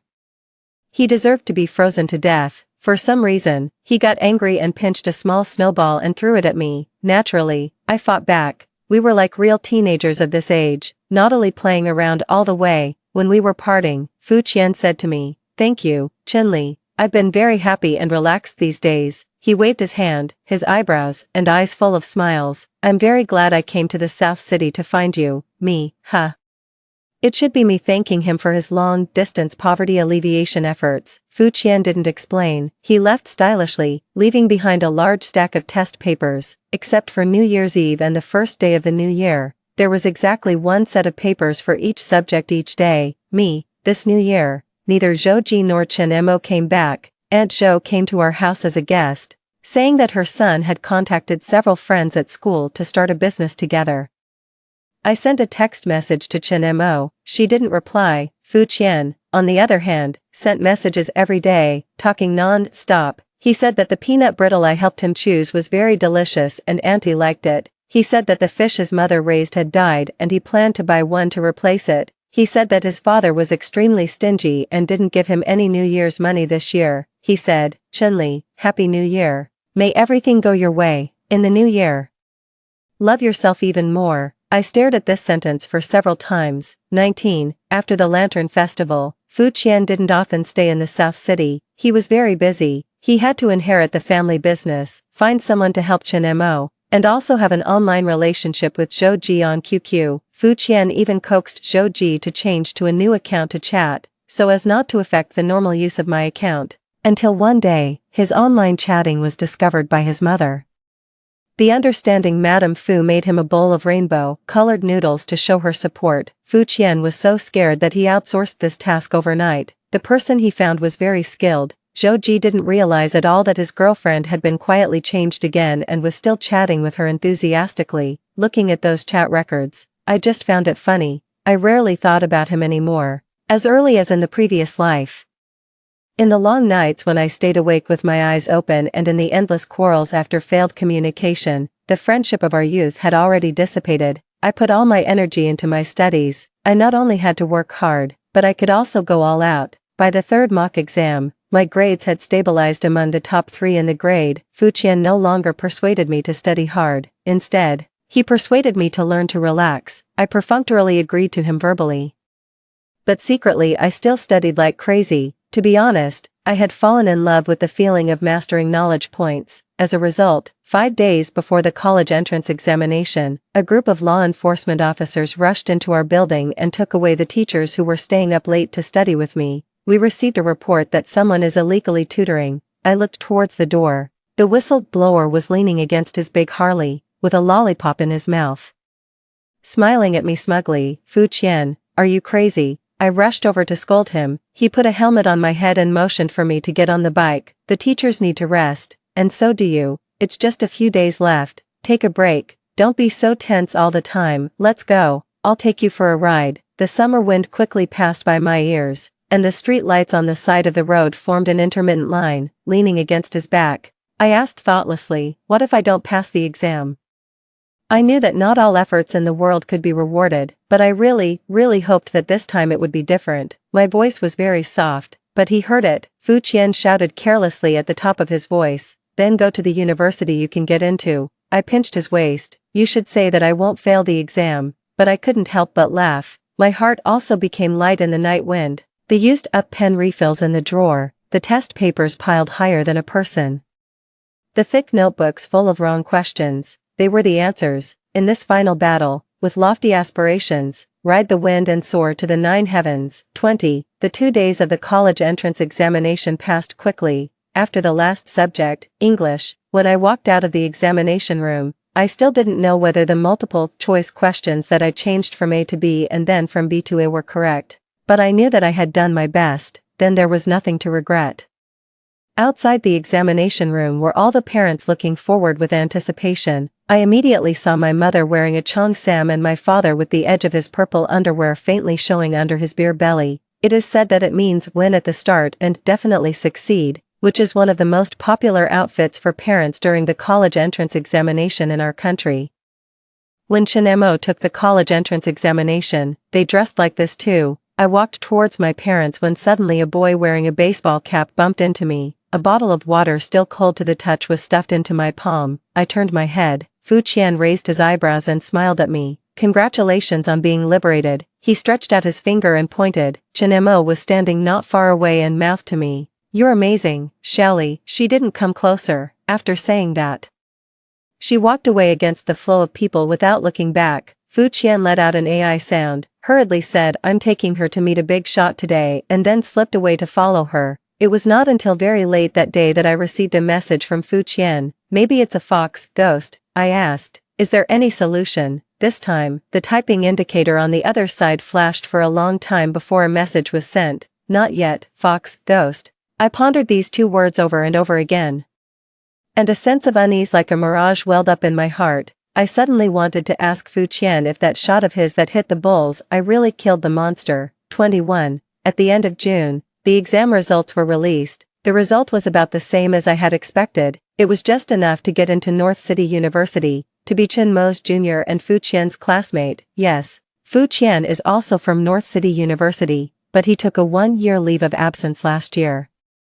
Fu Qian asked me how it felt to be admitted. I said it was like flipping a coin. There was a 50% probability of heads or tails. Now it's just that the head side has landed in my palm. Fu Qian was sincere. Only those who have passed the exam can say such pretentious words. I burst into laughter. As if casually, Fu Qian asked if we were to go back to the previous life now. I didn't hear clearly and asked what he said, but Fu Qian didn't say it again. In the evening, we were walking towards my home. Unexpectedly, we bumped into Chinemo and Zhou Ji, who had come back for the holiday downstairs. They were intertwined, like 2 vines. Zhou Ji noticed me first. He nervously pushed Chinemo away. To be precise, it was the fox ghost in her body. He stammered and dared not speak. I just said softly, "Excuse me." In the previous life, I asked why many times and got many answers. This time, I'm not surprised that he made the same choice. 22. Not long after, Zhou Ji came to see me once. He said he was bewitched by Chinemo. "You know, she's very strange," he pleaded. "When I see her, I feel like I'm possessed. But Xiaoli, the person I really like has always been you." His voice was very low. "I just made a small mistake. We've had so many years of feelings." I looked at him and smiled. "Zhou Ji, later, when you 2 had sex, you apologized to me like this too.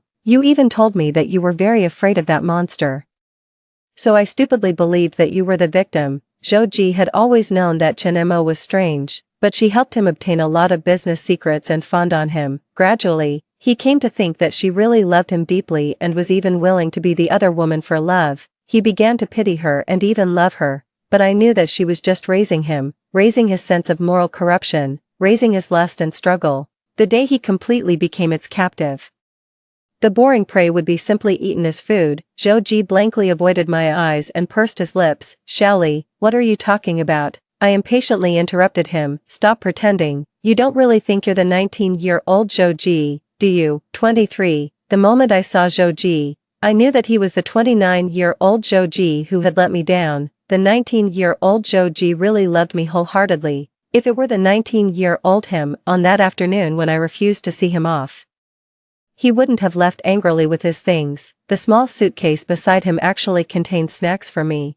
There were dozens of things in it, such as lime-flavored soda, strawberry-flavored milk tablets, tomato-flavored potato chips, etc. They weren't expensive, but it wasn't easy to buy them all in the small South City. Before he left that year, he secretly ran to many places to gather them all. He gave them to me and told me that when he came back during the winter vacation, he would take me to eat other delicious food. The handsome young man confessed his feelings straightforwardly for the first time. Shelly, you have to remember to miss me. But the reborn Joji had forgotten. He had forgotten that these were the snacks I loved to eat, and he had also forgotten the sincere heart that the young man wanted to give to the girl. That sincere heart, I had once accepted, cherished, and helplessly watched it gradually rot. I watched helplessly as my young man gradually changed beyond recognition and finally died in time, not even remembering himself. I said to Joji, so, even when you go back to being 19 years old, you still want to continue our relationship and try to get me back? Joji's expression changed. I'm not heartless, naturally, I'm reluctant to give you up, I sneered. Then do you know that it wasn't me chatting with you this year? It was, I got stuck for a while. Fu Qian outsourced this job. Now I don't even know who Joji's QQ girlfriend is. Forget it, let's just say it was Fu Qian. It was Fu Qian. Joji's face was a picture of shock. Look, you don't even remember what the 19-year-old me, the one you loved, was like. Don't disgust me, get lost. I walked away. I didn't tell him that he was not far from death. At the moment when we passed by each other, I saw the fox, ghost staring hungrily at his neck and swallowing saliva. 24, sure enough. This was the last time I saw Joji. Not long after, a video was sent to the phones of Fu Qian and me. In the video, a pair of elegant hands dismembered Joji and then ate him piece by piece. No matter how much he cried, begged, or cursed, those hands didn't stop. He had courted disaster by conspiring with a tiger, and he deserved this end. I didn't pity him, but I felt a sense of sadness like that of a hare mourning the death of its fellow. Moreover, I noticed that the background of the video was the abandoned building where Chen Mo and I were kidnapped in the previous life. I asked Fu Qian softly, as if afraid to disturb a dream, did we really get reborn? Could this one fox, ghost really have the ability to turn the world around and let us all go back to the time before the story happened, allowing us to turn the tables against the wind? Fu Qian turned his head and didn't answer. He asked me instead, Chenli, is it Zhuangzi who dreamed he became a butterfly and was carefree who was happy? Or is it the sober Zhuangzi who was happy? 25. I thought for a long time. I thought about this year full of hope and sweat, about my father who was still alive, and about Fu Qian who told me that because the person he wanted to protect was still alive, he wanted to be a decent person. Finally, I said to Fu Qian, go back and say goodbye to your parents. Zhuangzi who became a butterfly was happier, but he wasn't a butterfly, and I wasn't the Duke of Zhou. I had to face my real life. That damned monster wasn't dead yet. I couldn't let it have its way. I went home. My parents were still happy that I had been admitted to such a good university. My father was cooking in the kitchen, making my favorite pork with preserved vegetable. It was very hot in the kitchen. He was bare-chested and sweating profusely. When he heard me come in, he impatiently waved the spatula. Go, go, go, stay outside. I leaned against the door and looked at him. I wanted to tell him, Dad, actually I didn't get into a very good university as you expected. I also didn't make a career. I got married as soon as I graduated. I didn't protect my marriage well. And I didn't protect the people I loved, such as my sister and you. In the end, I had nothing. But I didn't say anything. I calmly had the last meal with them and got up to say goodbye. I said to my father, Dad, there's one thing you said that was very right. As long as I want to and as long as I'm willing to work hard, there are many things I can do. This is true for the college entrance examination, and it will be true for other things too. My father looked up, and his chubby face wrinkled into a smile. He said, that's right. What Dad said won't be wrong. My daughter can do anything. Be confident. He bent his elbow towards me and made a go-for-it gesture. I stared at him intently, not willing to blink even though my vision was blurred by tears. I said cheerfully, I know, Dad. 26. As soon as the words fell, the scene completely shattered. When I opened my eyes again, I was still in that abandoned building. There was blood all over the ground, and fragments of Zhouji's clothes could be faintly seen. The fox, ghost, was leaning against the ground. Too. My father looked up, and his chubby face wrinkled into a smile. He said, that's right. What Dad said won't be wrong. My daughter can do anything. Be confident. He bent his elbow towards me and made a go-for-it gesture. I stared at him intently, not willing to blink even though my vision was blurred by tears. I said cheerfully, I know, Dad, 26. As soon as the words fell, the scene completely shattered. When I opened my eyes again, I was still in that abandoned building. There was blood all over the ground, and fragments of Zhou Ji's clothes could be faintly seen. The fox ghost was leaning against the ground, gasping for breath. That shot of Fu Qian still caused her great harm. She didn't recover much even after eating Zhou Ji. The fox ghost had completely lost her human form. Half of her face was a white skeleton. When she saw me wake up, she suddenly spat out a mouthful of blood. She questioned me. I wove a beautiful dream for you. Why did you wake up? Isn't the dream good? There are parents who love you, a good university, and a bright future. I said, you're talking nonsense. I got my grades 1 point at a time.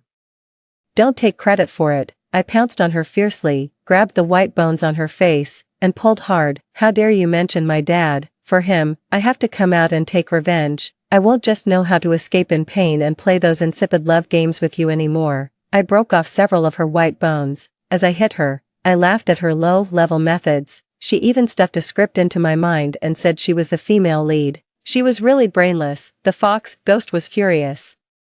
She was also weak at the moment. She turned over and started fighting with me. When we were at a stalemate, there was a gunshot. Fu Qian, yo, another bull's eye. He broke the fox ghost's breastbone. I woke up too. He raised his gun, walked to my side, and pulled me up. Looking at the fox ghost lying on the ground and unable to move, he stuffed the gun into my hand and held my hand. You choose where to shoot. He smiled and said, let's try physical exorcism.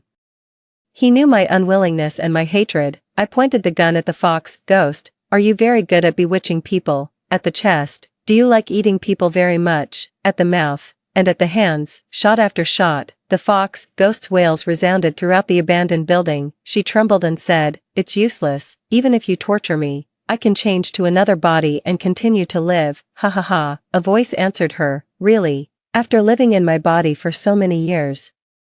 Aren't you entangled with me? I looked at the fox ghost in surprise and uncertainty as she struggled with a ferocious expression. She uncontrollably crawled out while screaming no. Before long, she actually crawled to the edge of the abandoned building. In an instant, I had an epiphany. Sister, I shouted. She stopped briefly but didn't turn around. She said, Shaoli, I'm sorry. No one will come to hurt you anymore. I'm sorry. She exerted force with her arms and rolled down. I subconsciously wanted to chase after her, but Fu Qian held me tightly. He said, Chenli, do you still remember that I took Chen Mo to see a master? The master said that Chen Mo could only be truly liberated if she killed the fox ghost herself. In the next life, she will be born into a very good family. I couldn't stop crying. 27. The fox ghost only did one good thing, killing Zhou Ji. I was still his legal spouse and could inherit all his property. It was a huge sum of money. Enough for me to squander for several lifetimes. I brought my mother to my side and hired a rehabilitation therapist to adjust her body. She didn't ask about her eldest daughter and son-in-law anymore. She just hugged me tightly. In a certain spring, I established a charity foundation in Chen Mo's name to help the left-behind girls who were like us back then, not only to accumulate virtue for her, but also to leave more traces of her in the world. A person really dies when they are forgotten. I hope that someone will always remember her. Fu Qian has done a good job in revitalizing the Fu family these years and has helped me handle a lot of things. With his help, I began to learn to manage the half of Zhou Ji's remaining industry that should have been mine. Fu Qian said to me, no matter when, always try to live hard. Chenli, this is the truth you taught me. At first, he didn't expect me to accept the rebirth so quickly and work hard. Later, he also didn't expect me to accept everything returning to zero and going back to reality so quickly. I said that the illusion really led to our rebirth. Although I regret that I ultimately failed to change my life at that time, the significance brought to me by that period of victory is extraordinary. This far exceeds the value of an exam itself, even in this broken and unchanged world. I have the courage to bloom new flowers. Fu Qian smiled. Okay, then let's continue to work hard together. Go for it. On his wrist, the pearl bracelet emitted a gentle light, silently supporting him. Me, how does this guy manage to have such a young mindset? In short, Mr. Dylan and Miss supporting female character are becoming the real protagonists of their own lives. After numerous storms. Extra story. 1. The person Chen Mo loved the most was her younger sister. but occasionally, she would also be jealous of her. Jealous that she was more beautiful than her and that she was more loved by their parents. She knew that every time her father came back from working away from home, he would secretly give her younger sister a small handful of candies and stuff them in her pocket. The way her father looked at her younger sister was different from the way he looked at herself.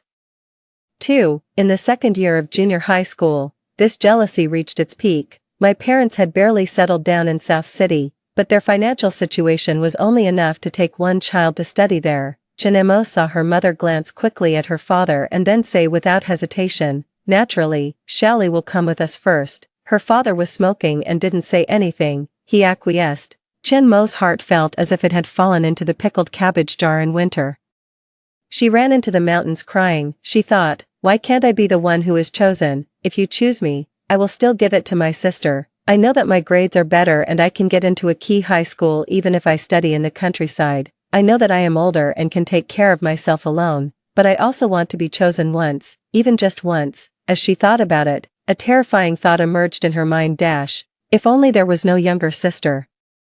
She kept thinking like this obsessively until she heard her sister's calls from afar. Only then did Chinemo suddenly wake up. She found herself standing in front of a pool, beside which lay the skeleton of a strange beast. The black eye sockets of the skeleton stared at her and smiled at her, but when she rubbed her eyes and looked again, it was still the familiar mountain forest in front of her. There was no skeleton or pool at all. Chinemo shivered. That night, it was her sister who found Chinemo and hugged her, crying non-stop. Her sister said she wouldn't leave. If they were to leave, they would leave together. Her sister said, "Sister, don't be sad, we will always be together." 3. Later, her sister still went to study in South City first. It was Chinemo who asked for it. That night, Chinemo learned about her own life experience from her mother's mouth. She was not her father's biological daughter.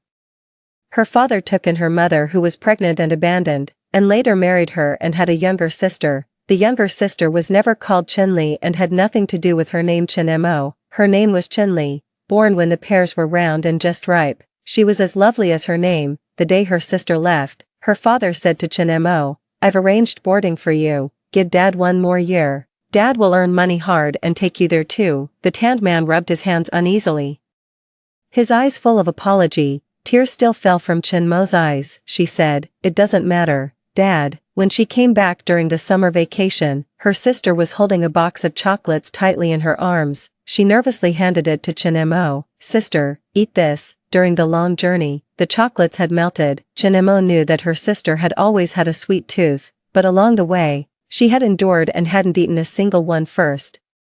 Chinemo divided the chocolates in half and gave half to her sister. She thought, "In this life, I will never compete with my sister. I will always love her and protect her." 4. But Chinemo didn't expect that on that night a long time ago, her jealousy had summoned a demon. At that time, everyone's fate was standing on the edge of a cliff. 5. The monster deliberately let Chinemo discover her. She was biting and tearing at Chinli, making a lot of noise. When Chinemo woke up, her sister's neck was already covered in blood, and her parents were knocking anxiously on the door outside. The worst-case scenario, Chinmo's blood instantly turned cold. Her sister reacted first. She covered Chinmo's mouth and shouted towards the door, "Mom and Dad, it's okay, my sister and I are just playing around," she said. "Sister, don't be afraid," she said. "Let's save money together to go to the hospital," she said. "Sister, you will get better." Obviously, she was the victim.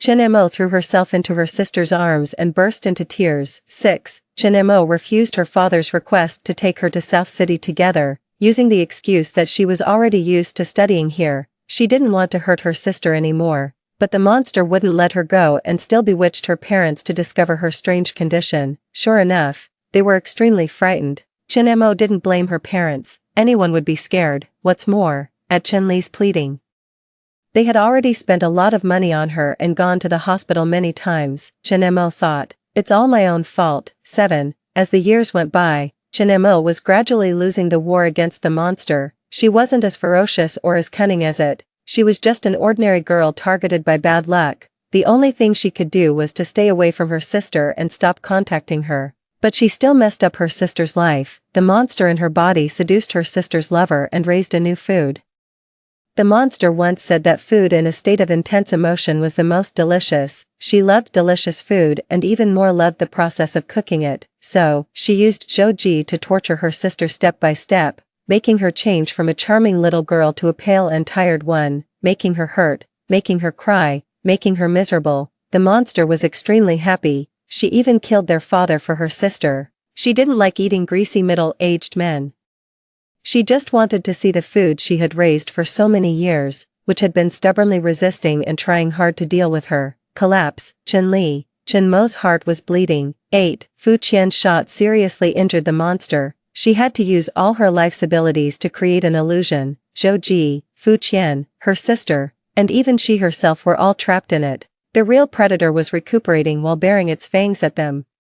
She was waiting for them to die in the collapse when the illusion shattered. 9. Chen Mo had seen Fu Qian in the monster's body, a superficial and naive young master. The monster wanted to eat some upper-class people, so she managed to kill his parents and then appeared beside the young master who had suddenly suffered a great change, trying to capture him. Unexpectedly, the young master was quite smart.